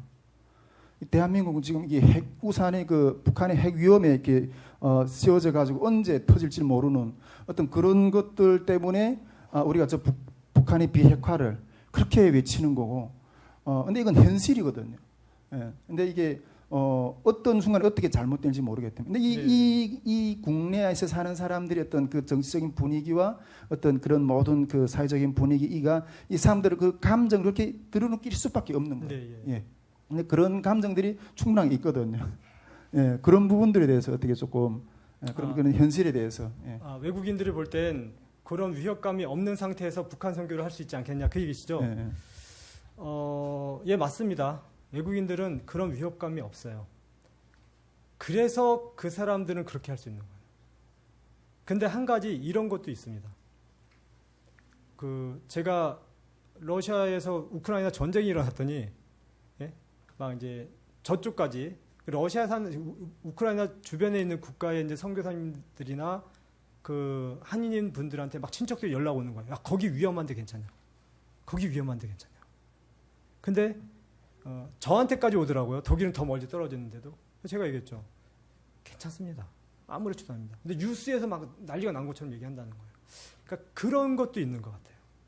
그러니까 우리가 이 안에 있으면서 특수한 상황이고 전쟁의 날 상황이긴 하지만 우리가 느끼는 것이 다 맞는 게 아닐 수 있다는 거예요. 그러니까 반대로 저는 거기서 편안한데 이 밖에선 날린 것처럼, 예? 또 밖에서 볼 땐 여기가 편안한 거예요. 이렇게 갈 수도 있는 거예요. 근데 여긴 사람은 이거밖에 안 된다라고 할 수 있는 어떤 지리적인 상황적인 한계가 있다. 근데 하나님이 그거를 다 주셨다. 그래서 우리는 우리답게 가면 되는 겁니다. 우리 불안하시면 그거 반대쪽으로 선교하시면 돼요. 그것도 선교라니까요. 탈북민들 데려오고 이게 왜 선교가 아닙니까? 근데 중요한 건 나는 되고 탈북민을 돕는 건 안 된다 하는 게 문제라는 거예요. 이렇게 데리고 오는 북한을 돕지 않고 하는 선교만 답이다라고 하는 게 그게 틀렸다는 거예요. 하나님은 북한을 이 상황에서도 이 원수를 먹여서는 안 되는 상황에서도 먹이는 선교가 하나님은 하고 계신데 그건 잘못됐다고 우리끼리 싸우면 우리끼리 죽는다는 거예요. 교회는 그런 나와 다른 신앙을 가지고 하나님을 사랑하는 사람을 받아들일 수 있는 이 새로운 영을 받았잖아요. 세상의 영이 아니지 않습니까? 그래서 교회만이 그게 가능하다고 저는 말합니다. 봅니다. 교회니까 이 얘기를 하지 교회가 아니면 어떻게 이 얘기를 할 수 있습니까? 그렇지 않나요? 우리가 여기에 아무리 뭐 빨간색, 파란색 뭐 나눠진 분이 있고 그 외에 제3도 많아요. 그런 분들에게 우리는 그거로 대변되지 않는 하나님의 영을 받은 새로운 하나님의 자녀들이잖아요. 그러니까 두려워도 갈 수 있는 거예요. 안중근 의사가 자기를 죽이고 있고 우리 민족을 정복한 일본을 동북평화라고 하는 그 책에 보면 배제시키지 않았다니까요.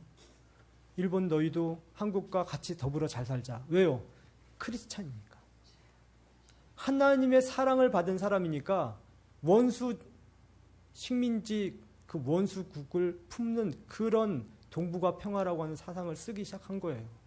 그러니까 우리는 세상보다 1000배 뛰어난 아니 아예 생각과 사고가 다른 하나님의 진리의 영을 받은 하나님의 자녀들이기 때문에 하나님이 주신 신념으로 살다 가야 되는 거예요. 예, 그걸 꼭 핵이라 해가지고 북한을 돕자 하면 이것도 마귀예요. 북한을 돕는 사람은 그렇게 가는 거고 북한을 안 돕고 탈출만 시키는 사람은 그렇게 가는 거예요. 그 두 부류가 싸우면 안 됐는데 싸우고 있다는 겁니다. 그게 가슴 아파요. 정말 싸우고 있습니다. 왜냐하면 여기서 보급을 주고 있는 총알과 그 돈을 주고 있는 후원자들이 싸우니까 내가 받은 보급품을 받는 그 총알을 쏘는 그 선교사는 당연히 그 색만 외쳐야 되지 않겠습니까? 그 총알만 써야 되잖아요. 그러니까 갈라지고 나와 다른 방법을 원수처럼 어떤 때는 심지어 마귀 새끼라고 얘기한다니까요. 이게 진짜 마귀 새끼입니다. 우리의 싸움은 혈과 육이 아니에요. 혈과 육은 눈에 보이는 거잖아요. 내가 깨닫고 내가 판단하는 세계잖아요. 이 세상의 통치자들, 권세들, 주관자들, 정치인들, 정치와 싸운다는 겁니다. 이념과. 이걸 잊지 마십시오. 히틀러가 이 이념으로 독일 교회를 다 망가뜨려 버렸어요. 그 잘 나가는 종교개혁한 독일을요. 히틀러가 하나님의 전쟁이라고 속여가지고 지 배불리는 전쟁을 한 거 아닙니까? 독일 교회가 전부 다 그거에 손들어갔지 않습니까? 몇몇 교회 빼고. 그래가지고 독일이 전 세계에서 대학살극을 크리스찬이 한 거 아닙니까? 교회가. 우리가 지금 돈 있고 빽 있고 힘 있으니까 그 짓 하고 있는지 몰라요. 예, 그렇게 생각이 됩니다. 그러니까 우리는 분리하지 말고 다 인정하자. 그리고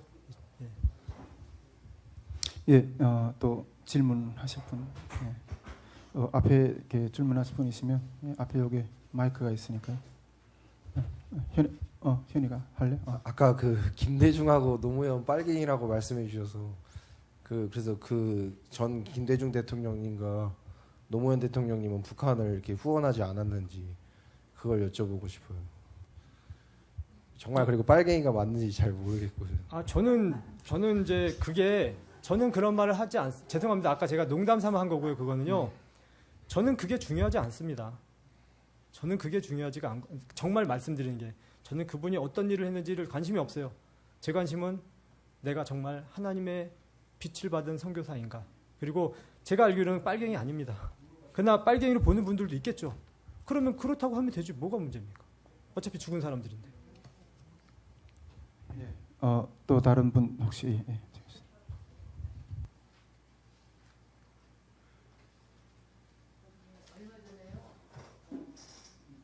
올리고 얼마 전에 이제 큰 교회들이 그 북한에 그 병원들을 지어준다고 그렇게 예. 돕기로 했는데 예. 그건 굉장히 좋은 취지라고 생각을 하지만 예. 그것이 정말 그 북한에 들어가서 그 병원들이 지어질지 그 자금들이 그 김정은의 그 핵을 절대로 포기할 수 없는 그 김정은의 그 핵을 이제 마지막 소형까지 다 뭐 ICBM 그것까지 되면은 김정은을 함부로 이제 건드릴 수 없는 그런 지경까지 되기 때문에 이제 두 가지 교회에서 기도도 김정은의 그 3대 그 김일성, 김정은, 김정일 그 3대 그 우상의 그 이제 무너지는 거 그걸 기도를 하고 있거든요. 예. 그런데 그래야죠. 만약에 그런데 또 한편에서는 이렇게 도와주면 이제 완전히 김정은이가 핵을 완전히 다 갖춰서 그 북한을 누구도 손을 댈 수 없다. 그래서 북한의 눈치를 볼 수밖에 없는 상황이기 때문에 절대로 그것을 도와주면 안 된다. 이 두 가지로 의견이 대립되고 있어요 지금. 네, 예. 선교사님은 어떤 것을 맞다고 생각하시고 어떻게 하는 것이 지금 우리가 기도 제목이 정말 믿는 사람도 두 가지가 지금 나눠지고 있거든요. 예. 근데 그것이 저희가 굉장히 그 북한을 위해서 기도하는 것도 정말 힘들다고 생각을 해요. 네. 어떤 게 맞는 기도를 해야 될 거 아니에요. 하나님 뜻에 그렇죠. 합당한. 예. 네, 그래서 도와주는 건 좋지만 그것이 정말 북한의 그 백성들과 거기에 필요한 것들 아이들한테 다 도움이 되는 것으로 가는 것이 아니라 정말 그 김정은을 위해서 들어가는 돈이라면은 도와주지 말아야 되지 않나. 네. 이것도 맞는 것 같고요. 네. 지금 또 아까 도와주셔야 된다 그러니까 정말 바로 잘 들어가서 제대로 쓰여야 되는데 그것이 정말 우리가 믿을 수 있는 것인가 그런 생각을 또 하게 되는 거예요. 자, 예. 그 말씀을 듣는 중에 이게 다 무슨 내용인지 다 아시죠?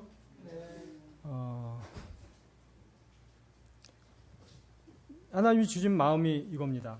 너희가 내 안에 거하고 내 말이 너희 안에 거하면 무엇이든지 원하는 대로 구하라. 그리하면 이루리라. 이 말씀 믿습니까? 너희가 내 자녀고 내가 너희 아버지면 네가 염려하는 것 가지고 염려하지 말고 기도하라고 했고 그 기도가 무엇이든지 들어진다라고 지금 요한복음 15장 7절에서 얘기하고 있습니다.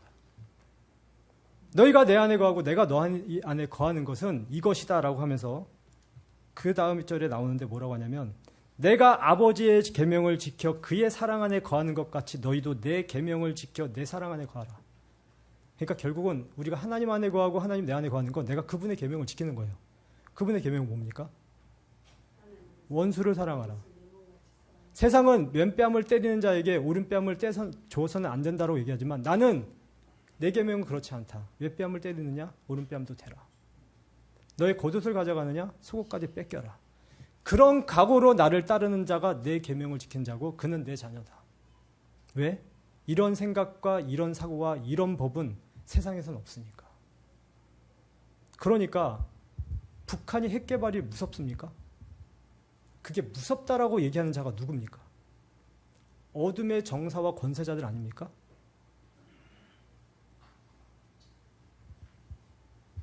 내 아버지가 나의 신념, 내 혼과 육과 내 손과 발을 움직이는 존재가 하나님의 계명입니까?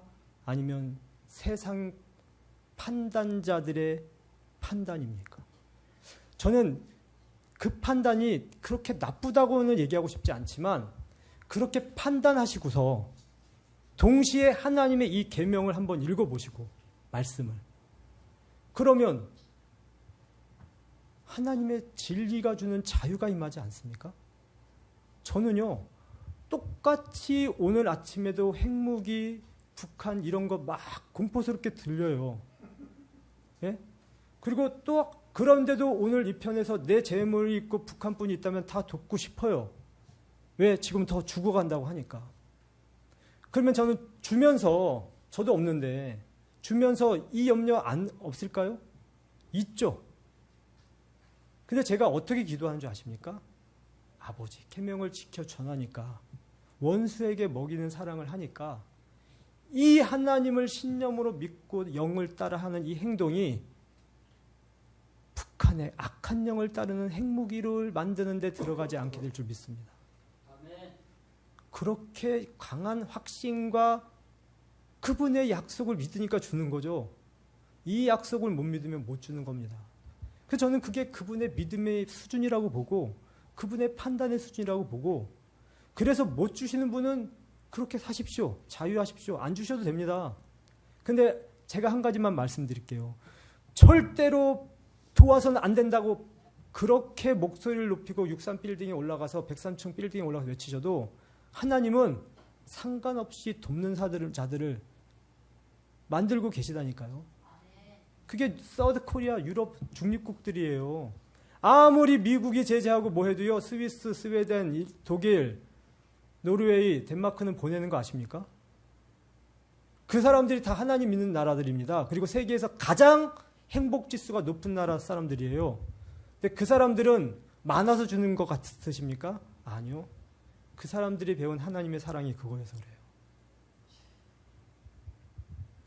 그래요. 성교사님, 제가 이 부분에서 한 가지 조금 보충 답변을 좀 드리고 싶은 생각이 하나 있어서, 괜찮습니다. 우리가 계속 이게 핵의 두려움이라든가 이렇게 한반도의 어떤 그런 것을 가지고 좀 이렇게 많이 좀 고민하고 이러는데, 그래서 참 우리가 이렇게 역사를 배우는 게 참 중요하다는 생각이 듭니다. 제가 이렇게 앞에서도 이렇게 독일 통일에 대한 그 역사를 쭉 봤다 그랬잖아요. 근데 그 독일도 이 군사적인 위협이 있었어요. 이게 그 진보 정권이었거든요. 이게 브란트, 이게 슈미트 같은 그 사람들이 진보 정권 대통령들이었거든요. 그 총리였거든요. 근데 그때 이 그 중거리 미사일, 그 구소련이 이게 그 소도까지 이게 서유럽까지 이게 타켓을 하는 중거리 미사일을 이게 어마어마한 어떤 그 설치함으로 인해서 어마어마하게 그런 그 힘든 어떤 그런 부분들이 있었거든요. 그때 이 서독 정부가 이 미국의 그때 뭐 S-20인가 어떤 그런 그 맞대응 그 맞대응 어떤 그 미사일을 이게 그 설치하는 걸 이게 그 슈미트가 했거든요. 근데 진보 정권 때 동일하게 이 그 군사적인 위협이 있었어요.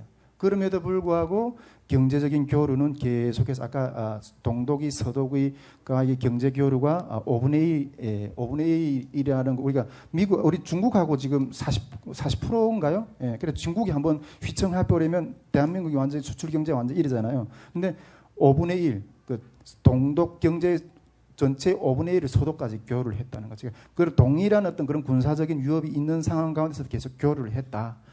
그런 것들을 좀 이렇게 볼 수가 있다. 이렇게 좀. 저는 한 가지, 북한이 이렇게 하고 있는데, 핵을 개발하고 있는데, 이런 위협을 우리한테 주는데 우리가 이렇게 돕는 것이 맞습니까? 라고 질문하실 때 그 질문과 현상과 그 상황은 저도 이해하고 저도 두렵다니까요. 맞습니다. 그래서 그걸 넘어가서 돌 용기가 없으시면 안 하시면 됩니다.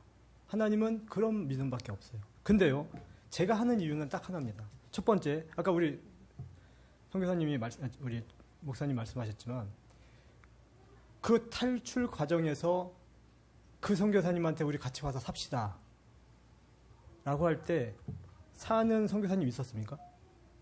그 탈출 지역에서 선교 공부할 때 와서 같이 삽시다 하셨잖아요. 그때 캐나다 선교사님한테 와서 사셨습니까, 그분? 그까지 안 사셨어요. 안 사셨죠. 예. 한국 분이. 네, 한국 분이니까. 예.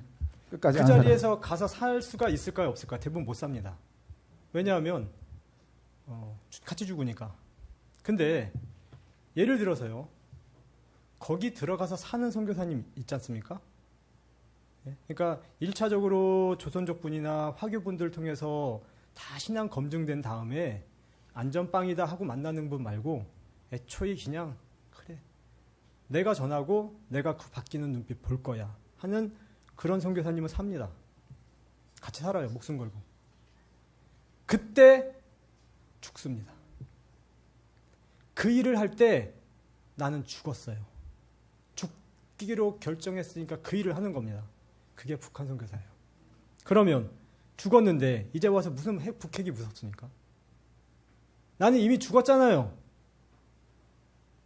그러면 내가 살려고 지금 선교를 할 겁니까? 죽기로 결정하고 선교할 겁니까? 그러니까 북핵이라는 게요. 왜 두려운가? 죽지 않아서 그런 거예요. 선교사든 목사님이든 크리스찬이든 예수님 앞에서 목숨이 들여지지 않았기 때문에 현재적인 목숨이 들어오면 못하는 겁니다. 근데 현재적 목숨을 우린 다 내드린 사람 아닙니까? 맨날 그거 배우잖아요. 예수님 죽을 때 죽었다고 같이. 예수님 살 때 같이 그분으로 살았다고. 그러면 그분의 배짱은 어디 있는 겁니까? 그분의 왕권은 어디 있는 거고요.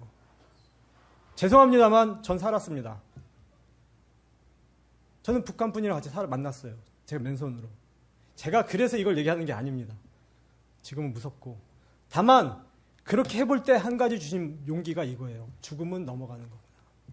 이래저래 한번 죽는 거구나. 근데 그거 아십니까? 죽는 거는 하나님께 달렸다는 거. 그래서 그걸 건 사람들이 크리스찬이고요. 그걸 건 사람들이 바른 시각으로 북한 선교를 볼 수 있는 거예요. 왜? 죽음을 위협해도 흔들리지 않는 답이 있으니까. 죽음을 위협하면 답이 다 흔들려. 선교가 다 바뀌고 복음의 메시지가 바뀌고 교회 생활이 바뀌는 사람들에게는 그걸 넘어가는 방법이 안 나오는 겁니다. 그렇지 않습니까? 나만 걸지 말고 내 자식 걸어 보십시오. 정말 죄송한데 이건 너무 말도 안 되는 일이에요. 제가 영웅이라고 했잖아요. 내 자식 걸어보고 살아보십시오. 그 사람에게는요, 자식 죽을 것도 생각이 안 돼요. 이미 걸었으니까. 하나님이 내 자식 구원할 걸 믿고 걸었으니까 그 안에서 오는 판단이 저는 왕의 판단 아닙니까? 그게 하나님 같은 판단 아닙니까?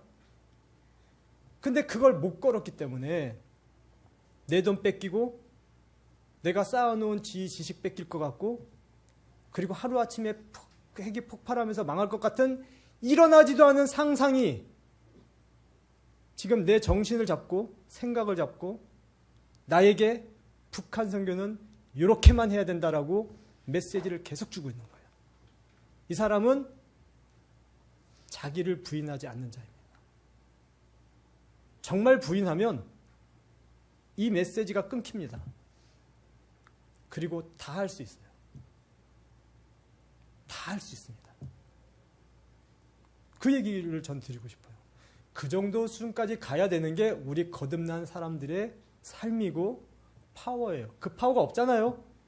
그 파워가 없으니까 한국교회가 정치인들의 눈치를 보면서 하나님의 이런 용기가 안 나오니까 정치인의 판단을 빌어다가 이렇게 해야 된다라고 하는 거예요. 왜? 자기는 그걸 넘어갈 용기가 없고 그걸 넘어갈 신념도 없고 배움도 없고 하나님의 강력한 터치도 없으니까. 그런데 그게 없다라고 말하기는 싫으니까 어떻게 하는 겁니까? 정치인이 가져온 판단으로 딱 울타리 치고 이렇게만 합시다. 이게 정답입니다라고 색을 거놓는 거예요. 그러고 싸우는 겁니다. 그렇게 생각 안 해보셨습니까? 그렇게 생각 한번 해보십시오. 우리 안에 진리가 주는 자유가 있는지.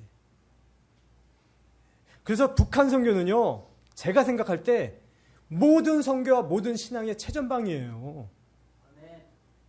그래서 북한 선교는 아무나 떠버리면 안 된다는 겁니다. 제가 안타까운 건 그렇게 생명을 걸고 가족을 버리고 이렇게 탈출하신 북한 분들이 그런 용기를 가지고 와가지고 아까 제가 얘기했잖아요. 아무 사고 없는 돈 하나 가지고 있는 사장한테 뺨 맞고 재털이 맞고 피 터지면서 무릎 꿇고 있다고요. 그분이 저한테 뭐라고 했는지 아십니까? 자기가 저쪽에서는 이분들을 잡아갈 때 어떻게 잡아갔는지 그 용민기와 용맹을 얘기했는데 어떻게 목숨 걸고 살았는지 얘기했는데 어떻게 그 사자와 같은 독수리 같은 용기는 다 죽고 그랬습니다.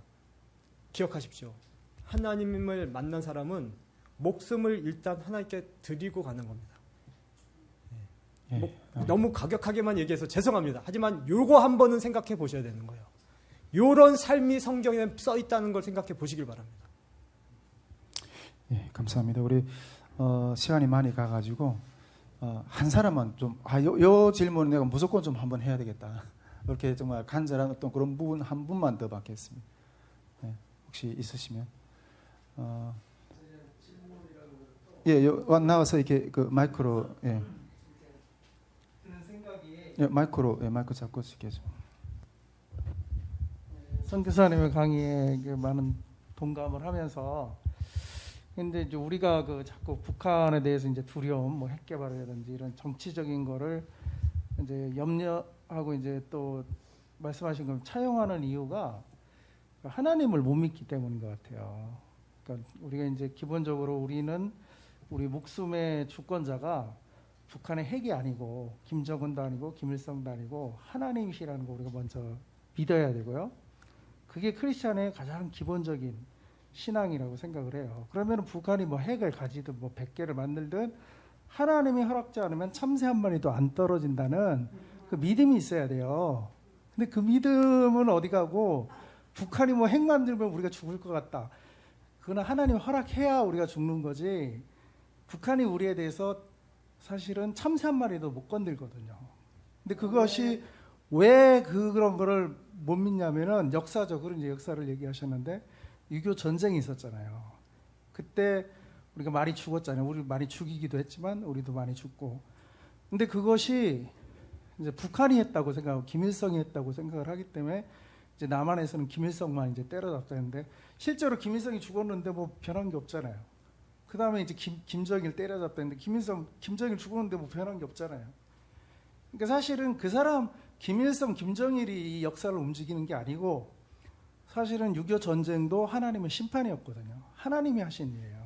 뭐에 대한 심판이었냐면 그 신사참배, 교회마저도 우상숭배에 무릎 꿇었을 때 그 더 이상 이제 교회가 아닌 거죠. 그런데 이제 그 독일 통일도 이제 공부하셨지만 한국도 이제 우리가 통일을 생각할 때 분단을 먼저 왜 통일이 왜 필요하냐? 분단됐기 때문에 통일이 필요한 거잖아요. 왜 분단됐는지를 먼저 헤쳐야 되거든요. 근데 그것을 뭐 세상적으로 뭐 국제 역학적으로 뭐 이렇게 풀기도 하지만 근본적으로 우리는 성경적으로를 바라볼 때 항상 분단 그 뒤에는 우상숭배가 있었어요. 성경에 보면 북이스라엘 남유다도 우상숭배 때 솔로몬 우상숭배 때문에 그게 됐고 그 다음에 바벨론 심지어 바벨론 제국도 그 벨사살 왕이 그 우상숭배에 빠졌어요. 이스라엘 성전에서 하나님 성전에서 그 잔을 가져와서 성물을 가져와서 자기 파티하는 데 쓰고 그 다음에 하나님을 무시하고 그러니까 그건 하나님을 무시하는 거예요. 그리고 자기가 만든 신상을 찬양했거든요.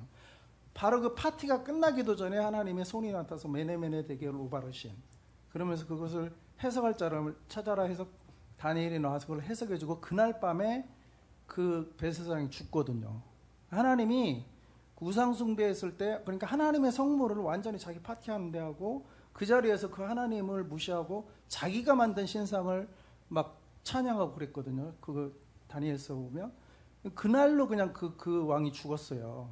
그리고 메대와 파사로 나라가 분리가 돼요. 메대 파사. 그러니까 심지어 이방 이스라엘뿐만 아니라 이방 나라도 하나님 우상숭배하니까 나라를 갈라버려요. 그 다음 날 갈라져요. 그 다음 날. 우리나라는 그래도 5년간 봐주신 거야. 하나님. 1945년에 해방되고 5년 뒤에 이제 우리나라는 해방되면서 갈라졌죠. 우리나라도. 근데 전쟁은 5년 뒤에 일어났는데 사실 그 5년간이 회개의 기회를 우리에게 주신 거거든요. 근데 우리가 장로교회에서 한 것이 뭐냐? 그 추록 성도들. 근데 그 5년간 기회 주신 것도 주기철 목사님, 손혜영 목사님 또는 추록 감옥에 간 성도들이 있었기 때문에 하나님 참고 기다려 주신 거예요. 그 다니엘서 같은 경우는 바로 그날로 죽여버렸어요. 바로 시간도 안 걸 그날 죽여버렸어요. 그날 그 그 바벨론 제국 전 세계를 통치 그 당시에 전 세계를 통치하는 그 왕의 자리를 그날 죽여버렸어요. 왕을. 그리고 그 다음 날 나라가 갈려졌어요. 예? 하나님이 하시면 그냥 하루아침에 해버려요. 근데 우리나라는 그래도 남북 분단을 그래도 이제 정치적으로 북소련 남 미국이 이제 통치하면서 그렇게 이제 분단이 시작이 됐지만 그래도 사람을 죽이진 않았잖아요, 서로. 그래도 참새 한 마리도 아직 떨어지진 않았어요. 하나님 봐주신 거예요. 5년간 지켜보신 거예요. 회개를 하는지. 근데 추록 성도들이 회개하라고 외쳤지만 결국에는 장로교가 한 일이 뭐냐면은 1949년 총회에서 추록 성도들을 아예 쫓겨낸 거예요. 그리고는 완전히 100% 뭐예요? 그 신사참배한 총회가 그냥 구성이 된 거예요.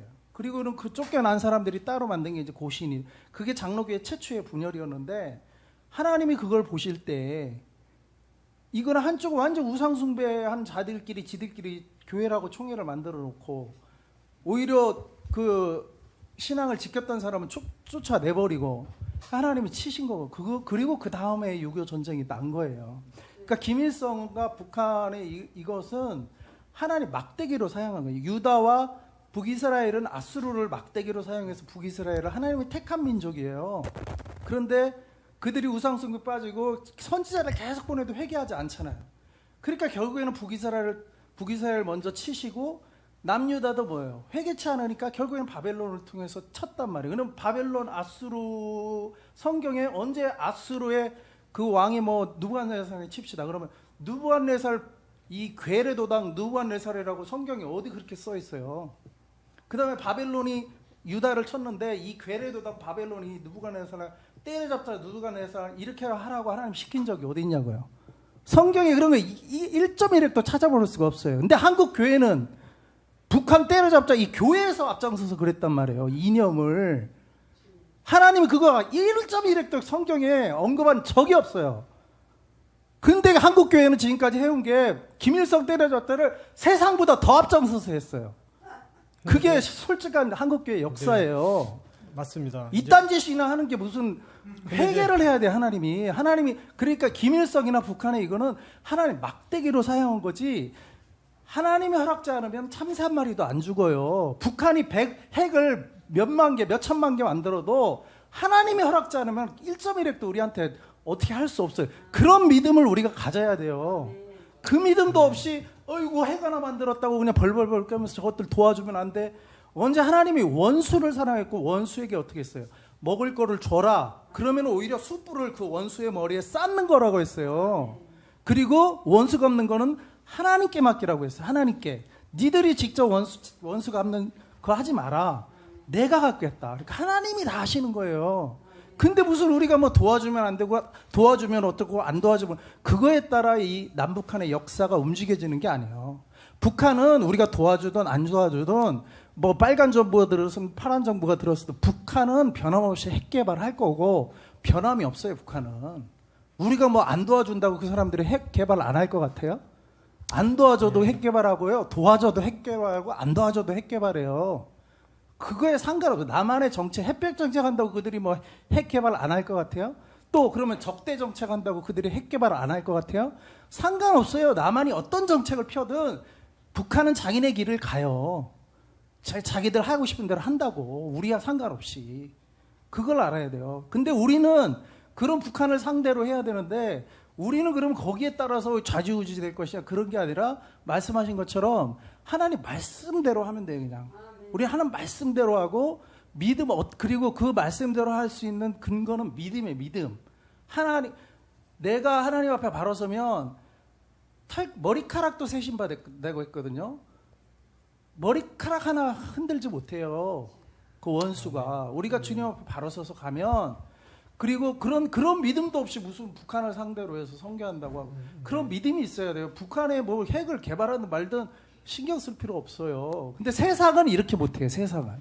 우리는 그렇게 할 수 있는 담대함과 믿음의 기초에서 그런 우리는 선교 뭐 전략을 세우든지 뭘 하든지 해야지, 세상에 그런 뭐 이념에 따라 이래고 뭐 해야 도와줘야 된다, 안 도와줘야 된다, 뭐 이거에 따라서 선교가 이랬다 저랬다 그리고 세상의 논리를 따라서 교회가 움직이고, 이거는 말도 안 되는 거예요. 우리는 그거 상관없고, 우리는 성경의 기초, 그리고 하나님이 주권자라는 거를 믿음 안에서 우리가 하는 거지, 무슨 세상에 뭐 정치 환경에 따라 우리가 좌지우지 될 필요도 없고, 우리가 선도를 해야지 왜 우리가 세상을 따라가는 거는 말도 안 되는 소리죠. 예, 맞습니다. 감사합니다. 제가 느낀 바는. 아닙니다. 예. 목사님 같으신데. 예. 맞습니다. 감사합니다, 목사님. 예, 마지막으로 잠깐만 좀 정리를 해주십시오. 제가 이제 정리를, 목사님 질문 사실 잘해주셨습니다. 예. 우선 제가 마무리하는 전에 아까 저한테 질문해 주셨던 권사님이나 혹시이신지 사모님이신지 모르겠는데, 제 마음에 너무 상처받지 마시기 바랍니다. 예, 그렇게 한번 좀 생각해 보셨으면 좋겠다. 이런 높이를 한번 보고 사는 사람이 있다. 그래서 그런 부탁이고요. 반대로 이제 목사님처럼 이렇게 지금 너무 맞는 말씀을 해주셨잖아요. 용기 있는 말씀을. 그런데 저 용기가 목사님 같이 신념과 상황과 믿음으로 나온 용기는 괜찮습니다. 그래서 북한을 돕는 거 괜찮아요. 근데 세상에서 소위 북한을 막 돕고 있는 분들 있죠. 중에는 목사님의 저런 신념과 믿음과 지혜로 가지 않고 그것이 하나의 사업이 돼서 가는 경우가 많아요. 그러면 쉽게 말하면 북한을 돕고 있는 분들 속에서 나올 수 있는 부작용 하나만 말씀을 드릴게요. 그러니까 제가 지금 여기서 얘기 드리려는 건 뭐냐면 북한을 도와야 된다, 돕지 말아야 된다가 다 한 가지 답이 아니라는 거예요. 목사님께서는 북한을 돕지 않겠다고 하는 사람들의 마음도 그런 크리스찬도 이제는 받아주셔야 되는 거예요. 목사님보다 믿음이 작지만. 왜냐하면 보십시오. 목사님 같은 큰 믿음으로 시작된 사람들이 대부분 기독교 NGO 단체들이에요. 그죠? 그리고 북한을 엄청 돕습니다. 제가 그 현장에서 봤습니다. 뭐 제가 다 본 건 아니지만 그 사람들이 사업을 하고 땅을 뭐 황금평 몇만 평, 몇십만 평, 고추 보내기, 나무 보내기, 뭐 씨앗 보내기, 병원 이런 거 다 하잖아요. 그렇게 하시는 그분들이 막 사업을 진행하고 있는데 어느 날 밤에 탈북자가 왔습니다. 그리고 자기 좀 도와달라고 울어요. 그럼 도와줄 수 있을까요? 없을까요? 도와줘야 될까요? 말아야 될까요? 국경지대에 그런 일을 하고 있으니까 도와줘야 되죠. 그죠? 난 죽으니까. 근데 안 돕습니다. 북한을 도와야 된다고 하는 그분들이 안 돕는 걸 전 봤어요. 그걸 배웁니다. 그쪽에 하는 분들이. 그럼 이건 뭐예요, 이건 또. 북한을 돕겠다고 온 사람이 실질적으로 탈북한 사람들을 도와달라고 할 때 안 도와준다니까요. 왜냐하면 그 사람들은 전 그것도 자기 신념과 교만이라고 생각해요. 이 사람은 반드시 어떻게 도와야 된다? 자기 사업으로만. 북한과 내가 맺은 요 사업적 약속으로만 도와야 된다고 하고 그거 외에 다른 돕는 거는 안 해요. 왜냐하면 하면 자기 사업이 망하니까. 그래서 저는 그것도 옳지 않다. 그러니까 한 가지 방법이 하나님의 방법이 될 수 없어요. 실제로 필드에서는 안 돕는다니까요. 탈북민들이나 자기 사업 외에 안 되는 거. 왜요? 그거 도왔다가는 망하거든요. 그러니까 못 돕는 거예요. 근데 왜 못 돕습니까? 하나님 도와야 된다고 얘기하시는데. 그를 돕기 위해서 온 자리인데 안 돕는다니까요. 그러니까 이런 게 다 있더란 말입니다. 진보적 신념을 가지고 탈출자를 탈출시키고 인권운동을 하시는 분들은 예? 아무리 홍수가 나고 수해가 나고 지진이 나고 뭐가 일어나도 안 도와요. 예? 그런데 누군 도와요? 탈북자들은 그렇게 아깝다고 도와줘요. 사랑을 다하는 것처럼. 그래서 자기 사랑이 큰 것처럼. 예? 근데 그분들은 뭘 안 해요? 몇만 명, 몇십만 명이 수해당하고 죽어도 안 도와요. 모금운동 안 해요. 분위기를 안 띄워요. 반대로 북한을 돕겠다, 뭐 황금평 병원, 뭐 하시는 분들, 그 병원을 계획하고 사업하는 그 자리에 탈북자가 와가지고 도와달라고 한다. 주민이 사업과 관계되지 않은 사람 도와달라고 하는데 안 도와요. 그렇게 이 민족을 북한 주민을 내가 돕습니다, 돕겠습니다, 살리겠습니다 하는데 누굴 안 도와요? 자기 품에 살려달라고 온 사람을 안 도와요. 왜요? 둘 다 사업과 돈과 이념과 정치가 가능하기 때문에 그래요. 그래서 저는요, 필드에서 그걸 보면서 이건 아니다. 이걸 드러내자. 이런 실수를 보자. 그래서 애초부터 정말 하나님 마음으로 움직여보자. 이런 얘기를 하는 겁니다. 그러니까 이게 한쪽이 맞다라고 해버리면 다른 한쪽을 죽이는 일을 한다니까요. 그래서 어디서 다쳐요? 우리끼리 다쳐요. 히틀러는 악인이에요. 근데 누가 싫은 거예요? 히틀러인 줄 못 알아보고 지지하고 있는 내 친구가, 내 아내가 왼수가 된다니까요. 히틀러보다 더 밉다니까요. 그런 일은 일어나면 안 된다는 얘기입니다. 그런 이 나눔의 취지를 꼭 기억해 주시기 바랍니다. 꼭 기억해 주시기 바랍니다. 그러니까 부족한 자는 부족한 자의 믿음으로 하시고 강한 자는 강한 자의 믿음으로 가는데 서로가 판단하면 안 됩니다. 하나님은 그걸 다 하시는 거고 실제로 볼게요. 북핵 걱정하지 마십시오. 더 위험은 러시아 핵입니다. 지금 러시아가요. 예? 만약에 저기 우크라이나 핵 쏘지 않습니까? 쏘겠다고 하지 않습니까? 그러면 우크라이나를 돕고 있는 폴란드는요. 그 다음에 자기네 나라니까 무조건 동참입니다. 근데 폴란드는 EU 국가예요. 그러면 폴란드가 동참하면 유럽연합 무조건 자동 개입입니다. 그럼 세계대전이 그냥 일어날 수 있어요. 그러니까 핵을 가지고 있는 나라는 다 위협이에요. 그리고 우리는 뭐 지금은 지구촌 시대이기 때문에 어디서 놔두면 그냥 끝장입니다. 다 지금 동맹 맺어 있기 때문에요. 러시아 개입하잖아요. 중국 개입입니다. 그리고 북한은 안 하겠어요? 그러니까 이게 그렇게 보실 필요 없고요. 근데 그러면 그 러시아를 유럽의 사람들이 지금 안 돕습니까? 여전히 유전을 받아려고 가스를 받아오려고 돈 내고 사오고 있지 않습니까? 러시아 사람들이요. 그러니까 그런 모습들을 보면 지혜로운 사람, 지혜가 필요한 거예요. 예. 그러니까 어느 하나의 환경과 상황을 가지고 딱 클릭해놓고 그거를 묵상하면서 북한을 바라보거나 교회의 선교 정책을 세우면 정말 그거는 아니고요. 다양한 사건, 다양한 환경, 다양한 방향들이 막 일어나고 있으니까 제일 좋은 기도는 뭐냐면 뜻이 하늘에서 이룬 것 같이 땅에서도 이루어지이다. 이 기도가 지금 오늘날 최고 파워풀한 기도입니다. 가장 인간의 생각이나 전략이나 방법이 개입되지 않은 가장 순수하고 순결한 기도. 나는 받습니다, 하나님. 그래서 이렇게 하시고 이렇게 하시고 이렇게 해가지고 이렇게 해야만 하나님이 일이 열어지니까 지금 저는 이 사람을 지지하고 이런 방식으로만 기도하겠습니다. 이렇게 기도하십시오라고 하는 그 전략을 내고 있는 사람이 이 세상의 어둠의 주관자, 통치자의 메시지를 가지고 있을 수 있어요.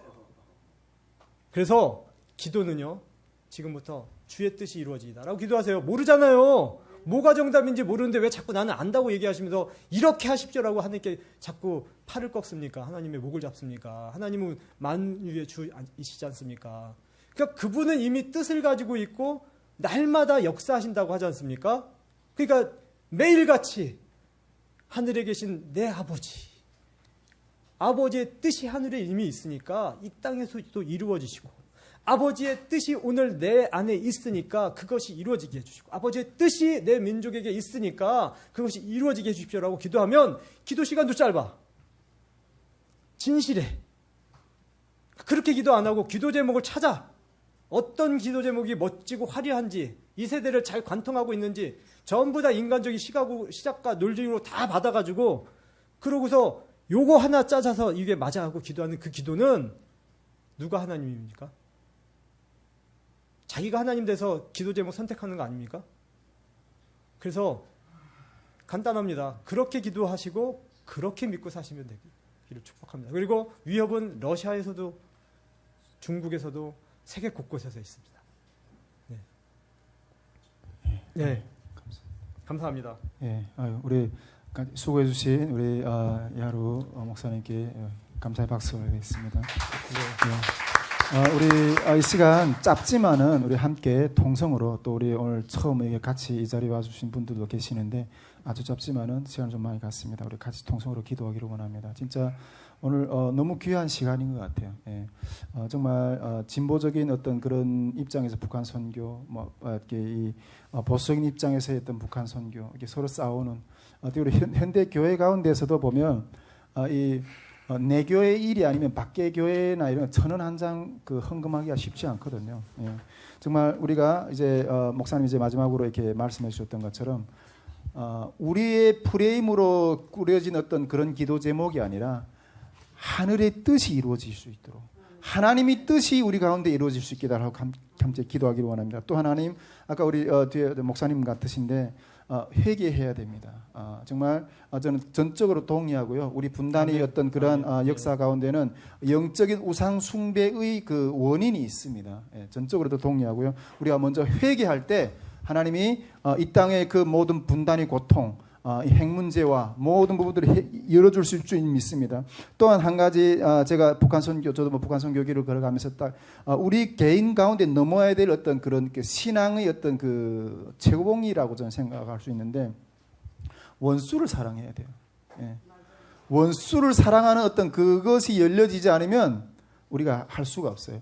근데 원수를 사랑하는 어떤 그런 것까지 나가다 보니까 그냥 자유로워지더라고요. 모든 세상이 그냥 미운 사람이 없어지더라고요. 자유로워지더라고요. 근데 원수를 사랑하는 것보다 더 높은 어떤 요구가 있는데 그것이 뭔가 자기 목숨까지도 내놓을 수 있어야 돼요. 자기 사랑까지도 내려놓을 수가 있어야 돼요.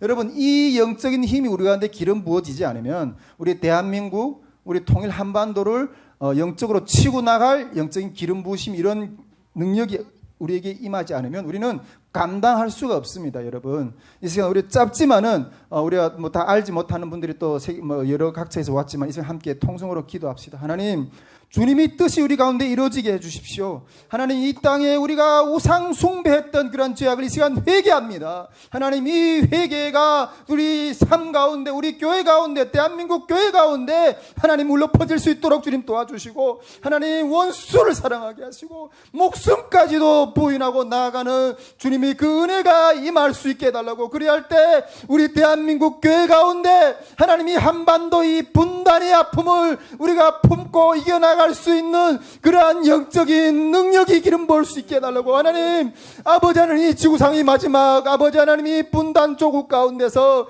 아버지 하나님 두 체제로 나눠진 이 마지막 아버지 하나님 분단 조국 가운데서 이제 주님이 능력으로 하나님 이것을 회복하시게 하시는 그 은혜를 우리가 이제 경험하기를 원합니다. 하나님, 그 은혜를 가지고 하나님이 우리를 회복시켰습니다 하는 그 능력, 아버지 그 증거를 온 세계